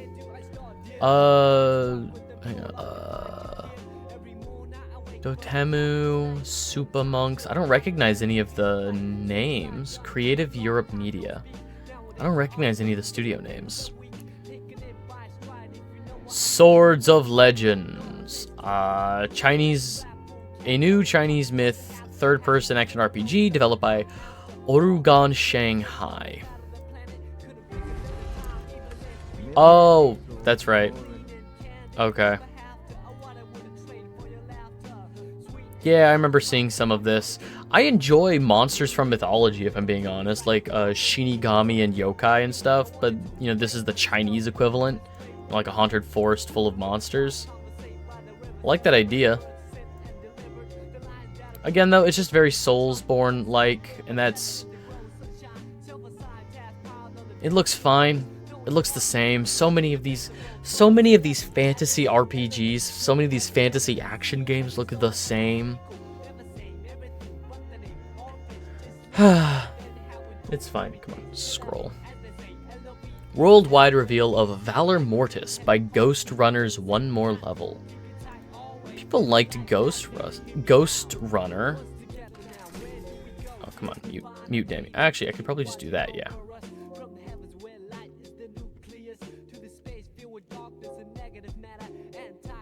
That's at least a unique looking,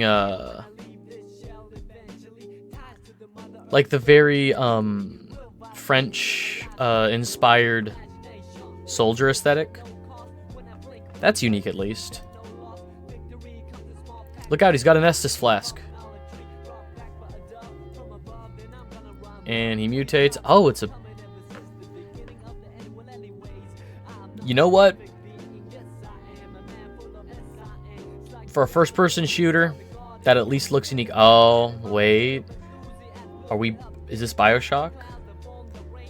I see superpowers. I see superpowers. I see dual wielding.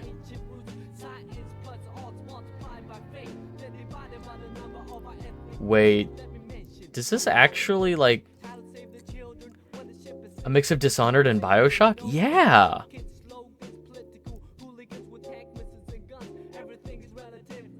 That doesn't look terrible. Wait. Huh. I'll wait for reviews on that one. That one didn't look bad. PVKK offers a new POV on war. Planeten Verteidigungskanonen-Kommandant. Think Papers, Please, but instead you're protecting your allies from interplanetary invasion by twiddling a knob from a bunker. Oh, so this is a shitpost game. So this is a shitpost game. Kepler. Kepler Interactive, a game by Bippin Bits.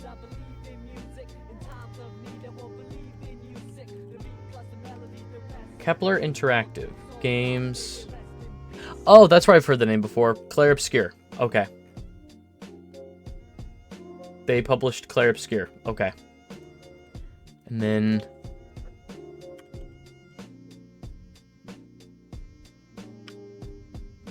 Bippin Bits Games. Who's Bippin Bits? Of Mice and Moggy's Dome Keeper. No, not recognizing him. It's got FMV elements.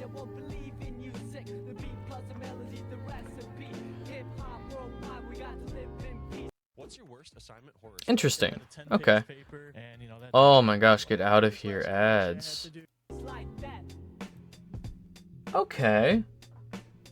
Doesn't look terrible. I thought, I mean, I'm not listening to the audio, but Routine official release window. All right, what is Routine? Developed by Lunar Software, explore dark, murky environments. Oh, I think I might have seen this trailer. Yeah, this was no longer part of Opening Night Live. We're getting into things that were...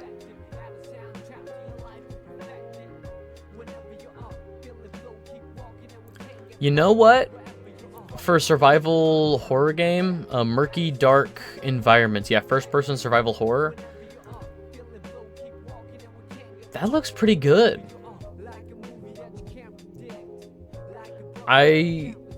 Okay. I'll be keeping an eye out for that one. That doesn't look bad. Call of Duty Black Ops 7. We talked a little bit about this, how it looks. It looked really cool, and then it was like, by the way, this is Call of Duty Black Ops 7. Awesome. Cool. And they put out a statement saying, don't worry, we promise it'll be more grounded. X'd it out. Lords of the Fallen 2, great for Lords of the Fallen fans. Lego Batman, this one, I'm not gonna lie, this one I was excited for. It's been a while since we've heard from TT Games since the release of the last Lego Star Wars. I do like DC Comics. I do like the Lego DC Comics games, you know, Lego DC Supervillains. Lego Batman 3 was a great Green Lantern game of all things, and this is an adaptation of Chris Nolan's Dark Knight trilogy, which is interesting to me, considering those movies aren't exactly new. They aren't exactly in the forethought of people's mind, especially since we've had a bunch of Batman since then. You know, but yeah, supposedly there'll be a big open world that will explore tons of other Batman villains that weren't in, or Batman stories and Batman villains that weren't in the Dark Knight movies. Legacy of the Dark Knight is what it's called. Sure, I'm a sucker for Lego games. Why not? I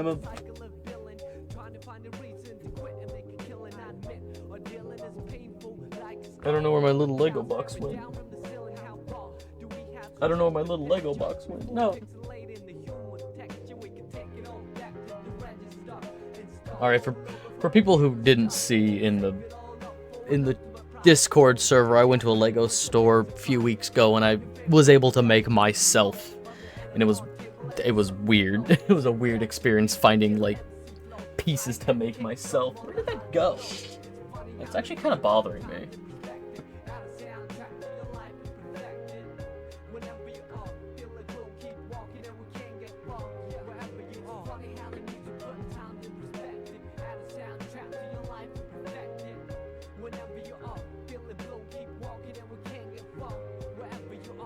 Damn.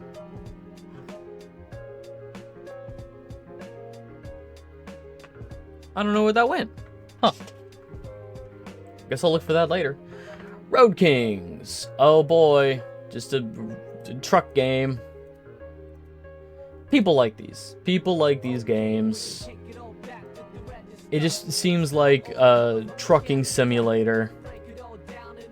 Is there no gameplay? I wonder if that's gameplay. Monster Hunter Wilds and Final Fantasy XIV announced a crossover. They showed off a trailer for what Monster Hunter will be getting, and then they said that Final Fantasy XIV will be getting some stuff. I don't know if they showed what that will be, what that crossover will be in Final Fantasy XIV.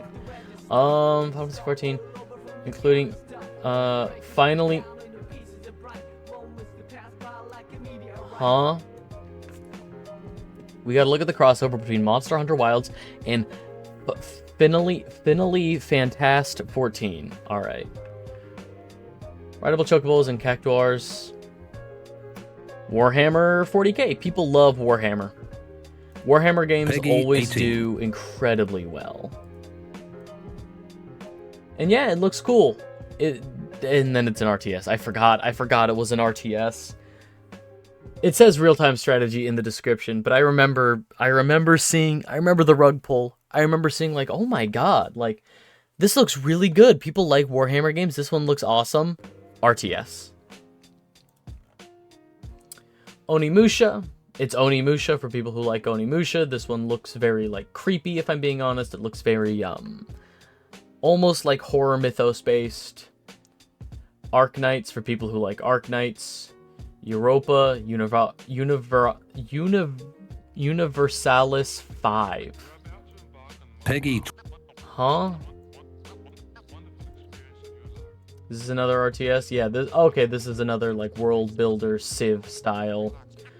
And they talked about Fallout Season 2. I was really hoping it would be a Fallout 5, you know, along with Fallout Season 2. They're doing a lot with Fallout, trying to keep that franchise afloat, because all they have right now is Fallout 76 and the show. The show's doing really good.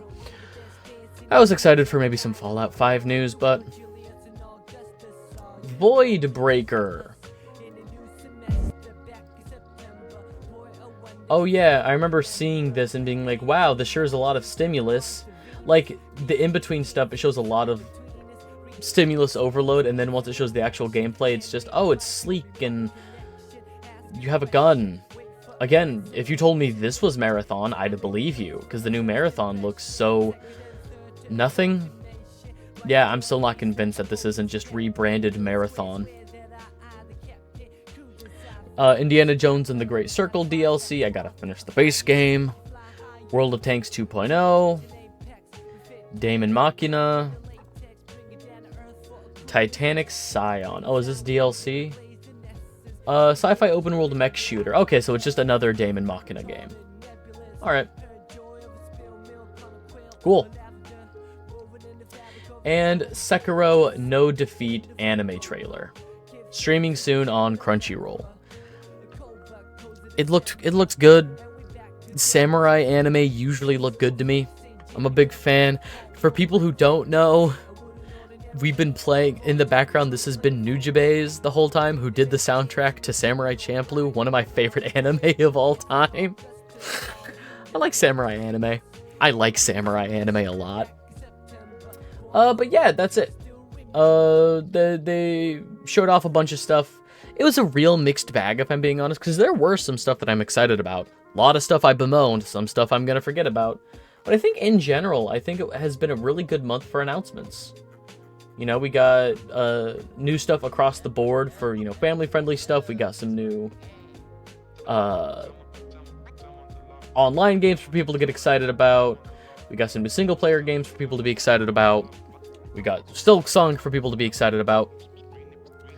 But yeah, that's really all I had planned for today. So what we're gonna do is I'm going to take a quick break. I'm gonna get all of this, you know, we're gonna move on. Basically, the stream is gonna continue, and we're just gonna pivot to a little bit of Ruffy today, the platformer that I've been playing on Monday, because it is Monday. We'll play the Monday game. But yeah, we're gonna play a little bit of Ruffy, maybe only for like a couple of hours. But yeah, so I'm gonna end the VOD here. If you've been watching this on YouTube, thank you so much for hanging out. All the socials should be linked below. But yeah, so I'm gonna take a quick break, and then we'll be back with some Ruffy. Be good, be kind, treat people the way that you'd want to be treated, and I'll catch you in the next one.